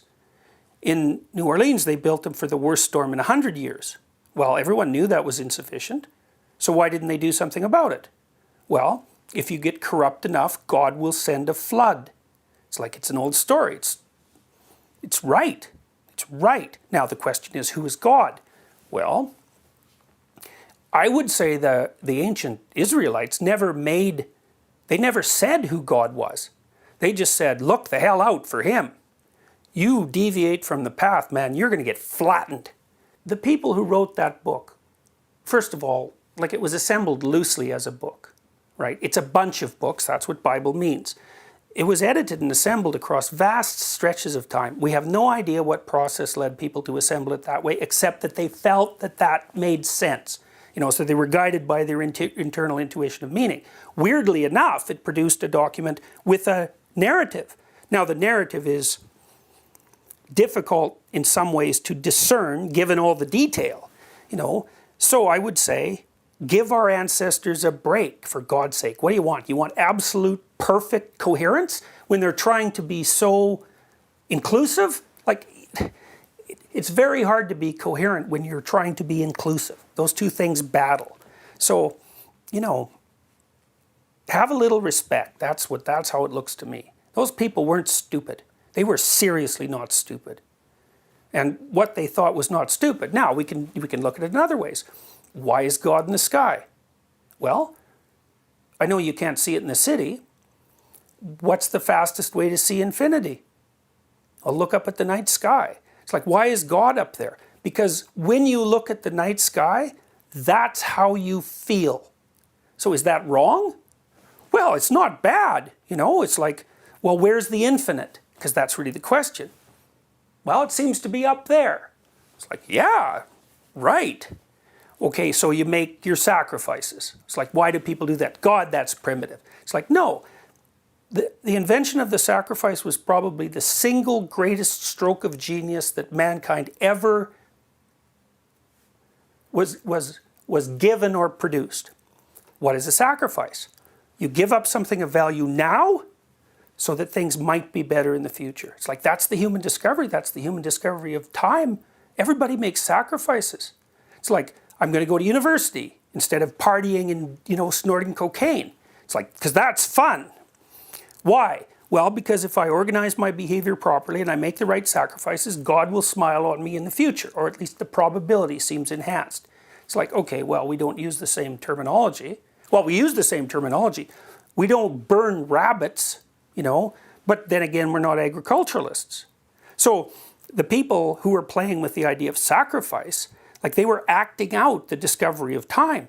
You can give up something now. Try to get a bone from a dog and tell him you're going to give him 2 bones. It's like he doesn't give a damn about that. Bone now. And we regard the civilized person as the person who's capable of deferring gratification. Deferring gratification is a sacrifice. Does it please God? Well, everyone thinks so, or they wouldn't do it. So you burn the sacrifice. Why? Well, God's in heaven.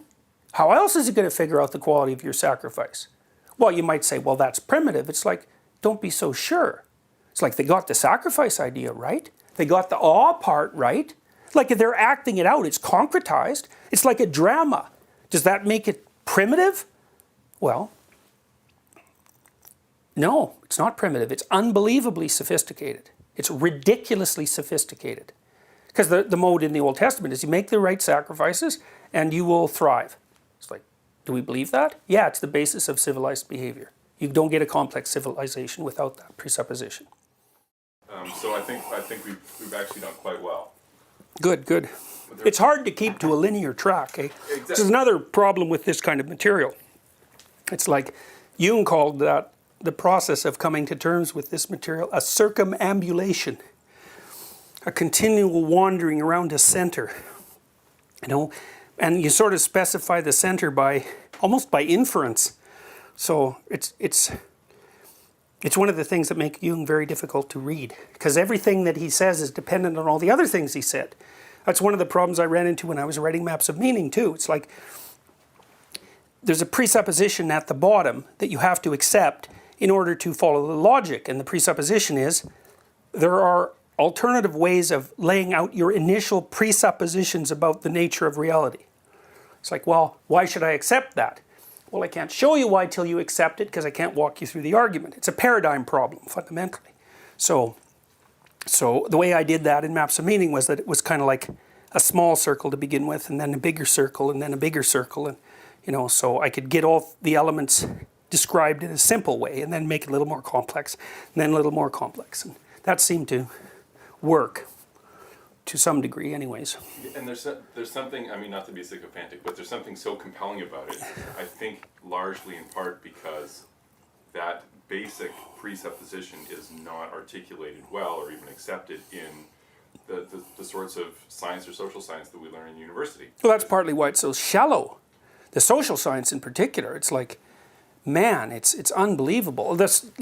I should be careful about that. I learned a lot from animal experimentalists, a lot, and from neuroscientists, but most of the ones working on animals. They learned things, and part of that was a consequence of behaviorism, which was, a very reductionistic method, useful, So it's not like I dismiss the capacity of science to produce useful information. It's like, but I'm also terrified of it. It's like there's no reason to be so optimistic about scientific truth. The other thing that I've noticed about the rationalists or the empiricists, they're sort of off in the same corner, is that they always make the assumption that if we transcend our historical religions, we'll no longer be religious, and what we will be is rational. It's like, I think, no, you're completely out of your cotton-picking mind if you think that. It's like, well, how do you account for the emergence of New Age philosophy? It's like, if you want incoherent, just take a wander through that desert. It's like, you blow out these carefully constructed historical frameworks. What you get is like rampant and insane Protestantism. The idea that people will magically become like Newton because we've blown out the substructure of morality, like that's so absurd that's the sort of thought that I think is motivated.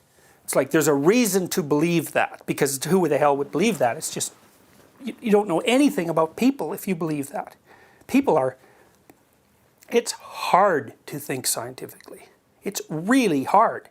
Here's a way of thinking too. You could think, you can reduce religion to sort of Darwinian principles and sort of destroy it that way, you know, or you can expand your notion of Darwinism so that it actually encompasses the genuine phenomena of religion. Man, that is way more interesting. But the problem is, it's also the reason that people won't read Jung. First, he's very difficult. Second, he is terrifying. It's terrifying to read Jung. So, well, because, I mean, no one thinks like he thought. Nobody thinks like that. I mean, his grasp of the development of ideas stretched over, like I said, 10,000 years. It puts the Enlightenment thinkers to shame. But if you start grappling seriously with the idea that ideas have people instead of people having ideas, that forces you to reevaluate the entire nature of your being. Because the other thing he asked is, which ideas have you, and where are they suggesting that you go? And like that's like the Greek god idea, right? We're playthings of the gods. It's like, well, Dawkins already knows about memes. These are like meta memes. And so let's not be too incautious about who's in control here. So it's like, okay, well, you've developed a nihilistic philosophy that's predicated on rationalism. Fine. Why? Who's behind that precisely? You? It's like, yeah, right. No way. 1,000 other people wouldn't think exactly the same way if it was you. You're just in its grip. And what's it up to? It's up for the betterment of humanity. Sure, maybe, but you know, I wouldn't bet my life on it. When Jung wrote about alchemy, which, you know, his writings on alchemy are incredibly opaque, but I can give you a bit of an insight into them. You can understand Jung's writings on alchemy if you start from the presupposition that the matter that alchemists were studying wasn't matter, it was information. Now, you know, the relationship between matter and information is very complex, and some people think the substrate of things is information and matter is sort of an emergent property. Whatever, it's complicated. Now, if you're studying information, you can't study it objectively, precisely, because as you study the information, you get informed. That changes you. And so the problem with studying this sort of thing is that you can't study it without being changed. Because if you're not changed by studying it, you're not studying it. It's not, you're no anthropologist who's outside of this. You can't be. Because if you're outside of it, you don't understand it. Because if you understand it, then you're not the same person anymore. So you can't keep it at bay. And so that's also partly why Jung is terrifying. You know, there's this, I read, and I don't remember where, you know, there's the crucifix has Latin letters on the top of it, and it's INRI. It means it's the representation of Jesus Christ, King of the Jews. Hypothetically, that was put on his cross. There's an occult interpretation of that, which is also Latin, which I can't remember, but it means all nature is renewed by fire. And so the crucifixion then is assimilated to the idea of a forest fire. Everything burns down before there's new growth. If you study religion properly, it will demolish your personality. Your personality, like the personality that's you, is like the dead branches on a pine tree. It's like you might be clinging to them because you think, well, I'm all these dead branches. It's like, well, yeah, but first of all, you should let go of them. And second, you should let them burn off. And then you might think, well, I don't want them to burn off because that's me. It's like, yeah, that's true. But it's the false you that you're clinging to. Well, that doesn't mean you want to be burned up in the flames. So to study this material properly is to be burned up in the flames. And there's no escaping that. You're just not in it if that doesn't happen. You don't get it. Like one of the things I realized when I started studying this was that virtually everything I said was a lie. I would say 99%. And by lie, I mean it was manipulative, it was unclear, it was vague, and that was all often motivated, or it was a false attempt to gain dominant status, which is typical of someone who's intellectual. It's like, well, I've got these ideas, I've taken them from places, and now I can use them as, say, status weapons, something like that, which is what people do when they're trying to win an argument, say. It's like, that's all lies. It's like, well, that's rough when it's 99% of what you say. First of all, the first thing you realize is how much you aren't. You're not Nietzsche. You know, you have your experience as your claim to reality, and it's often pretty thin. But the development of authentic speech is worth the price that you have to pay for it. So, but you just can't stay detached from this. This isn't a phenomenon to study. It's like the basis of being. So on that note, because that's an expression of your experience really delving in depth into the material. Whereas there are other researchers looking at this from a different angle. I'm not saying it's more or less valid, it's just different. Right? And they're looking at this from why, not necessarily why or how does religion come about, where do these ideas come from and why are they important, so much as once they're there, why do they perpetuate? And why are they successful? Why do religions exist when there seems to be so much that a rationalist would find objectionable or just silly? Sure. So, yeah, then that begs the question, who's silly? The rationalist assumes that it's not him. It's like, okay, let's have some evidence. Well, we can fly to the moon. Fair enough. That's one form of evidence. How long has this been working? 200 years. Okay. Let's iterate it for 1,000,000 years and see what happens. Yeah. Right. Now, you know, and you can object to that because you can say, well, who knows where the future will lead and so on. But my point is that, well, it's what you assume to be true structures your argument, and you have to assume something to be true because you don't have infinite knowledge. So you make that initial choice. Why? Well, it might be because you're a true truth seeker. Well, I would be careful about making that claim, right? Because you're probably not. So then who are you? Motivated by something that we're not aware of. Is that There's no probably about that. Yeah, not only that, you might be motivated by terrible things that you're not aware of. Like truly terrible things. You know, one of the things Jung said about the shadow, which was, for him, that was sort of all those parts of you that weren't very developed and are mad about it because you're like, you know, trying to kill them. And all those sort of storehouse of lies and deception that you've managed and all the things you've left undone and the motivations for doing all that. It's like, that's the shadow. He said, well, the shadow is rooted in hell. And you know, you think, well, that's a nice metaphor. It's like, don't be so sure it's a metaphor. It's not exactly a metaphor. I mean, I can elaborate on that a little bit. If you walk down Bloor Street and you watch, you can see people in hell with no problem. Like, they're not only the people who are completely lost, the homeless, but they're the homeless that you cannot look at. And the reason you can't look at them is because they find your act of mirroring their state of existence intolerable. It will instantly enrage them. And that's because they're in chaos, they're in the underworld, but they're in a particular suburb of the underworld. And that little suburb, that's hell. And you think, well, is it eternal? Depends on what you mean. It's been around a long time. It's been around a long time, and it's really deep. And there's another weird thing about hell, which is if you're in it, no matter how bad it is, there's some stupid thing you can do to make it worse. And that's why it's bottomless. It's not obvious what's a metaphor. You know, does heaven exist? Depends on what you mean. I think people get glimpses of it all the time. Those are the times in your life when the meaning shines through. It's like, that's a place. When the meaning shines through, that's a place. Like, if you conceptualize things as four-dimensional, this place shifts with time. So we're actually sitting in a multitude of places here. Now and then that place configures itself so that it's as perfect as it can be. You get a glimpse. And then you think, well, what if it could always be like that? It's like, well, what if it could be always like that? You know, so you might say, for example, what would happen if everybody told the truth? We know what happens when people don't. You get the Gulag Archipelago. What's the opposite of that?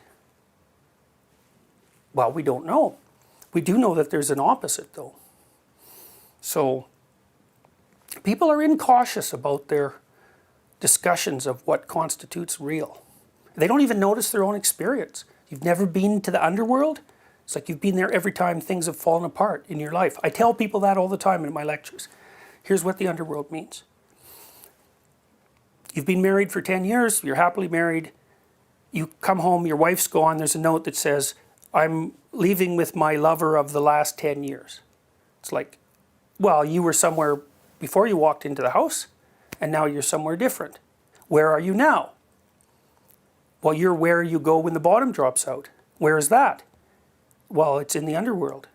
It's like you're in the underworld. You're in that chaotic state that exists before order is constructed. You go there all the time. And the reason people can't see the connection between their experience and these earlier mythological representations is because people are being anachronistic and reinterpreting the mythological representations as if they're scientific theories. As if these people were naive scientists. Yeah. Really what they were doing is coming up with images to explain things that they couldn't otherwise represent but were real in terms of their lived experience. Is that absolutely? Is that absolutely. Okay. Yeah. Why would we think they were naive scientists? What is a chimp a naive scientist? Like, it's just silly.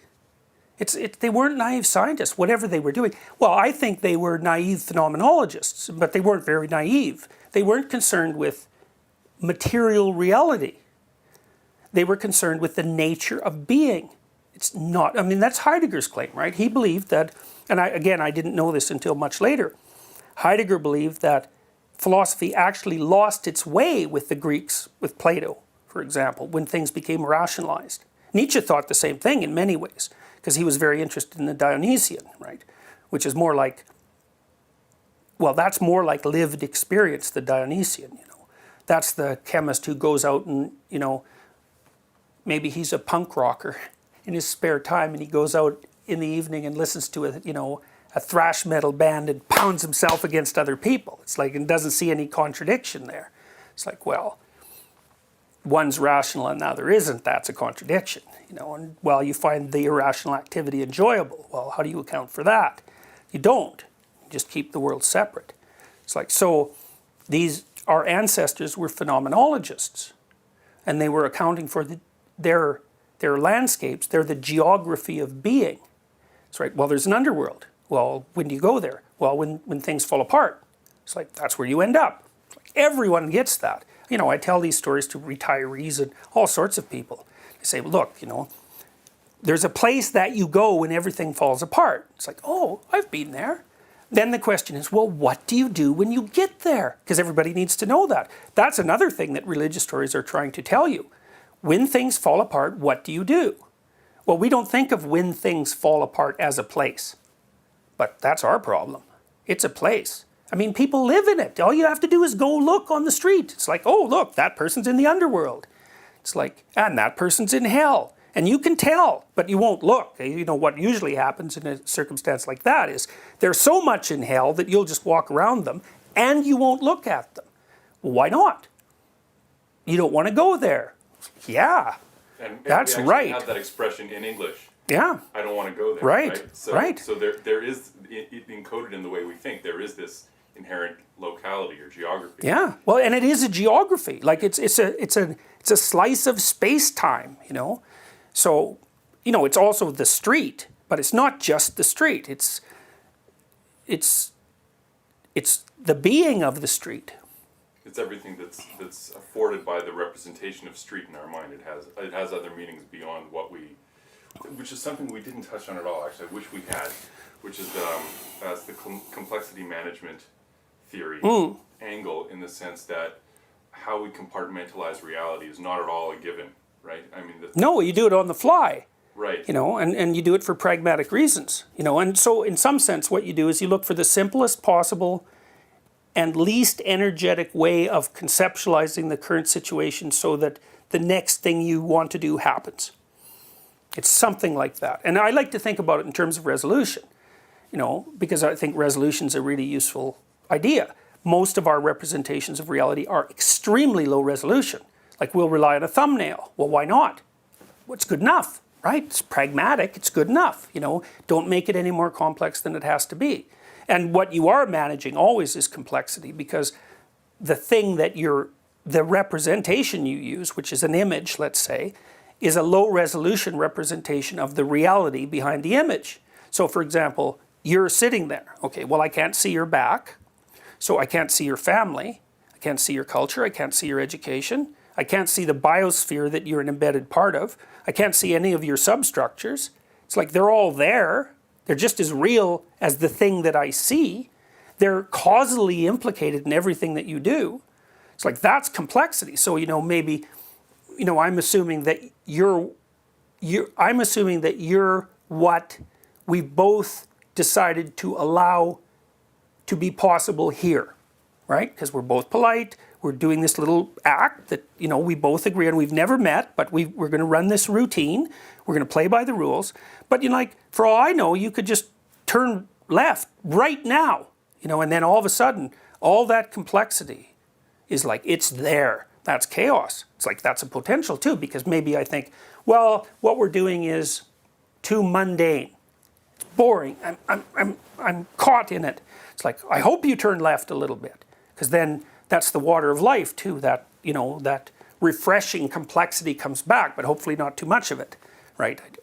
I don't want too much of it. I want a little bite-sized piece of it that'll make me interested and not terrified. So that's complexity. And that's a better way of conceptualizing what the terror management guys are after with regards to the fear of death. You know, so partly I don't think they're very imaginative. There's many worse things than death to be terrified of. Like insanity is probably one. You know, pain, that's a bad one. Long-term pain, that's a bad one. Well, then there's long-term pointless pain. You know, then there's your long-term pointless pain and that of your family. Like there's horrors that exceed death by orders of magnitude. So to make that the fundamental fear, I think that's an error. You know, it's like, are people more afraid of dying or having their children die? You know, that's a perfectly reasonable question. So I read Becker. Really read him. Like, I like Becker's book. It's brilliant, but he makes a bunch of mistakes. For one of the things he does, for example, is right in the intro, he says, it's a book that's trying to bring about the psychoanalytic closure of the study of religion. So it's neo-Freudian, smartly neo-Freudian. And he wants to explain religion pretty much completely within the psychoanalytic framework. He does a great job. But in the intro he says, well, you might wonder why in a book that's devoted to the last word in psychoanalytic thinking about religion, I never mention Jung. So then he says a bunch of things about Jung. One of them is, I could never understand a single thing he was talking about when he wrote all his works on alchemy. It's like, oh well, that's a problem, because that's where all the information that your book lacks is. All of it. You missed it. It's like, yeah, you're thinking about the hero myth, for example, as a delusion. And, you know, as a hero project, and as something that's only there to stave off the fear of death. It's like, well, you got a good way into the depths, and way farther than most people get, but you missed the next 300 stories. So, and that's too bad. So, you know, and it's funny because I've also read the social psychology, a fair bit of it, that is associated with terror management. And most of the problem with it is it hasn't moved Becker 1 inch. It's like, yeah, that's what Becker said, so we're proving it. Well, no, not really, because the demonstrations are amenable to multiple interpretations. But Becker, he covered it. I mean, it's a brilliant book, but it's wrong. So, right. So on that note, is this argument is wrong in what way? For people that may not have read Becker, they're not fully aware of the terror management theory. Well, because he thinks of everything that we do to contend with mortality as a ruse, you know, and I don't think that's right. Because I don't think that it's necessary to be terrified of death. Now, it's not easy not to be. But, you know, it's fate that, as far as Becker's concerned, is that that's what you're going to be terrified of. It's like, well, I don't think that that's right. I think that people don't have to be terrified of death. It's not an easy state to achieve. It's not like I want to die, although I can certainly imagine things that are worse than that, like no problem. So I think, and this is something Solzhenitsyn laid out in the Gulag Archipelago too, I think there are ways of living that are worse than death. That's why people commit suicide. That's their decision. So obviously hell is worse than death, you know, given how I described it earlier. So it isn't death that's the problem, it's complexity that's the problem, is that things are beyond us. And because of that, they always exceed what our models tell us they're going to do, or they always transform themselves in some ungainly way so that we don't get what we want. So then the question is, well, how do you best deal with complexity? And the reason I think truth is so useful is because generally it reduces complexity, right? I mean, one of the things that's really useful about trying to say things that you believe to be true is you don't have to remember what you said. It's like, well, what did I say? Well, I don't know, but I was trying to explain things properly. Then you don't have to tear through all your rationalizations and think about what you have to keep track of. Like deceptions, they grow, you know, they're like hydras. So, well, don't do that, okay? Truth, simpler. That's one big advantage. You know, and people can say, well, truth isn't always the answer. Well, there are sometimes you get into a situation that's so awful, you've made so many mistakes that not only would it be very difficult for truth to rescue you, you've already warped your character to such a degree that you couldn't even use it. Well, you've had it. You know, you're off the radar at that point, and nothing short of a miracle would save you. To what degree do you think that, one, the lessons that you've extrapolated and you've put into words are easily applied across various cultures that you may not have necessarily addressed in your examination of mythology, right? And I'm challenging you a little bit here, but just because it's an interesting topic. For instance, Islam just doesn't feature at all in the work that you've written as I've read, but it's a hugely important religion on a global scale, and even in countries like Canada.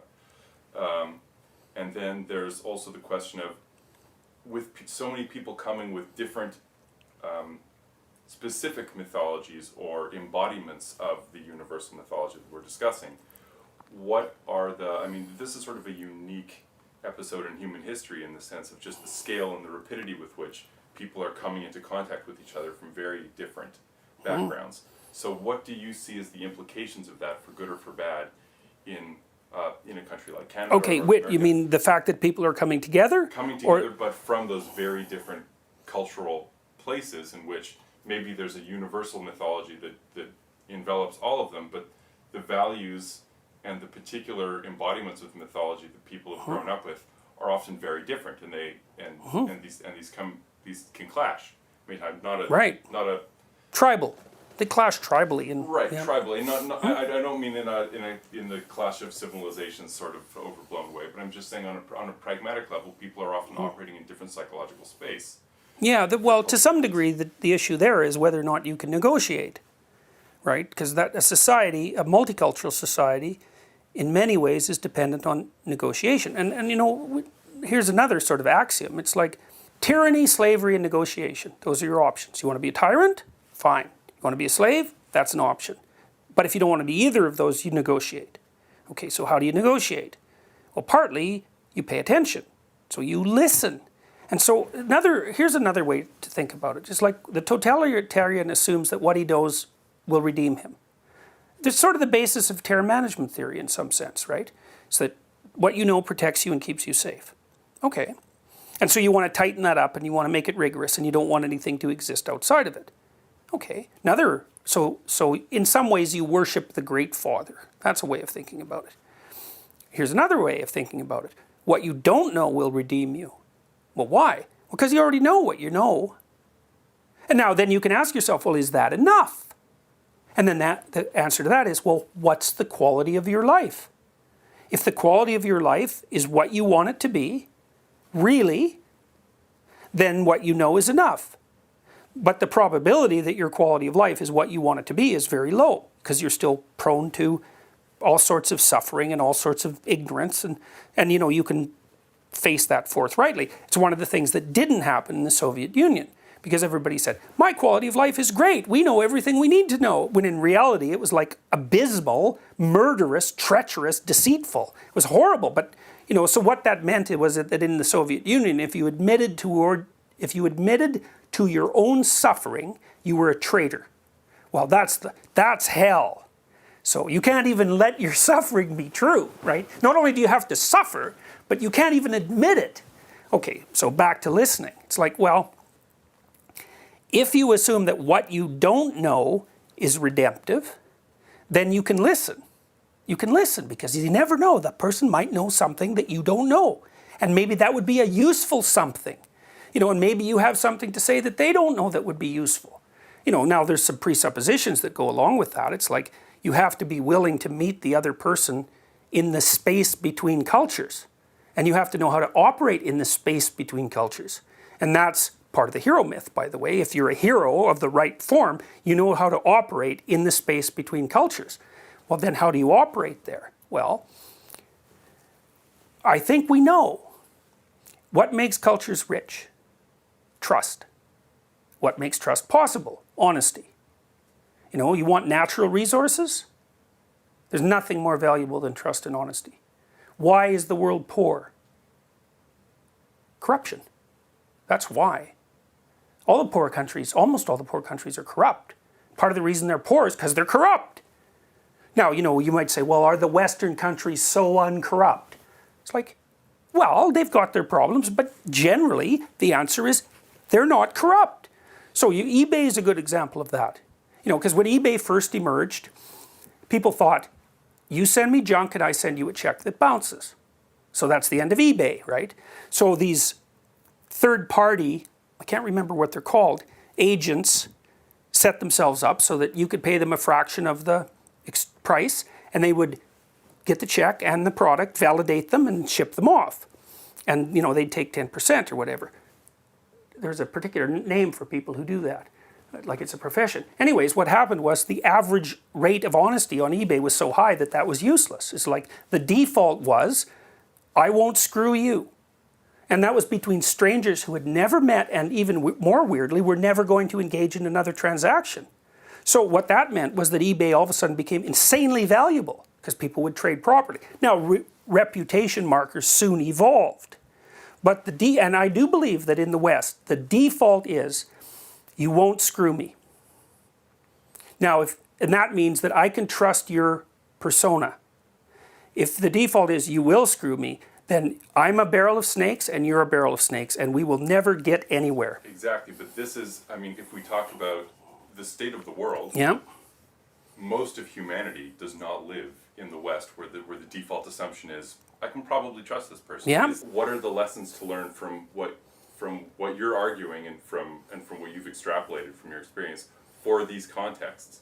Okay, I mean, I can only speak about that at the most general level, because what to do in any particular circumstance, that's the sort of problem I deal with in my clinical practice all the time. It's like, here's this insanely complicated circumstance. It usually has nothing to do with mental illness. It's just the person is caught in something ridiculously complex. Like, you know, their aunt is sick at home, their husband just lost his job, and they have an illness. It's like, oh my God, it's horrible, you know. Are they mentally ill? No, it's just awful.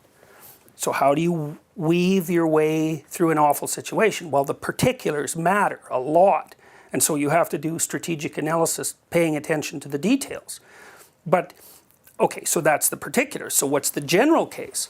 Well, the general case is, maybe, don't falsify your relationship with being to the degree that you can manage that. Now, one of the things that I tell my students is, try solving a problem, fixing it. Not trying to solve a problem, but, you know, you're going to fix it. And you can fix it. And it's a problem. And you know it's a problem. Okay, so there's like a precondition here. So let's say there's a bunch of things around you that bug you. and you think, those things bug me. Why? Well, you don't know, but they bug you. And you might think, well, is one of those things that bug me something I could fix?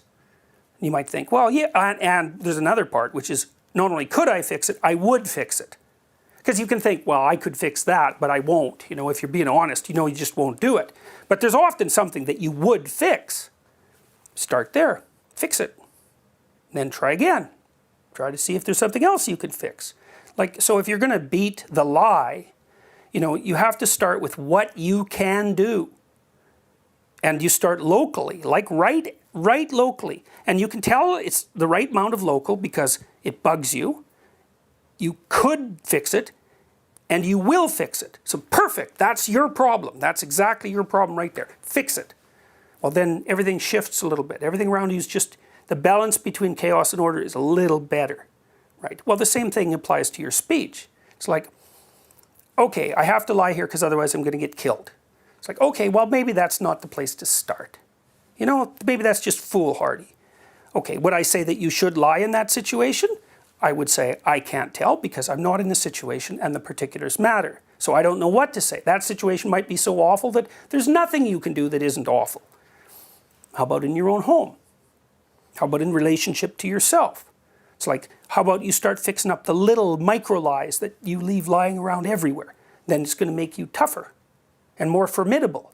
You keep practicing that for like 15 years, you know, and then maybe you'll be able to start to address some of the larger problems. Maybe you'll even start to understand what the larger problems are, because that's a problem with prematurely trying to do too much, right? It's like, well, is that really the problem? And what makes you think you'll make it better rather than worse?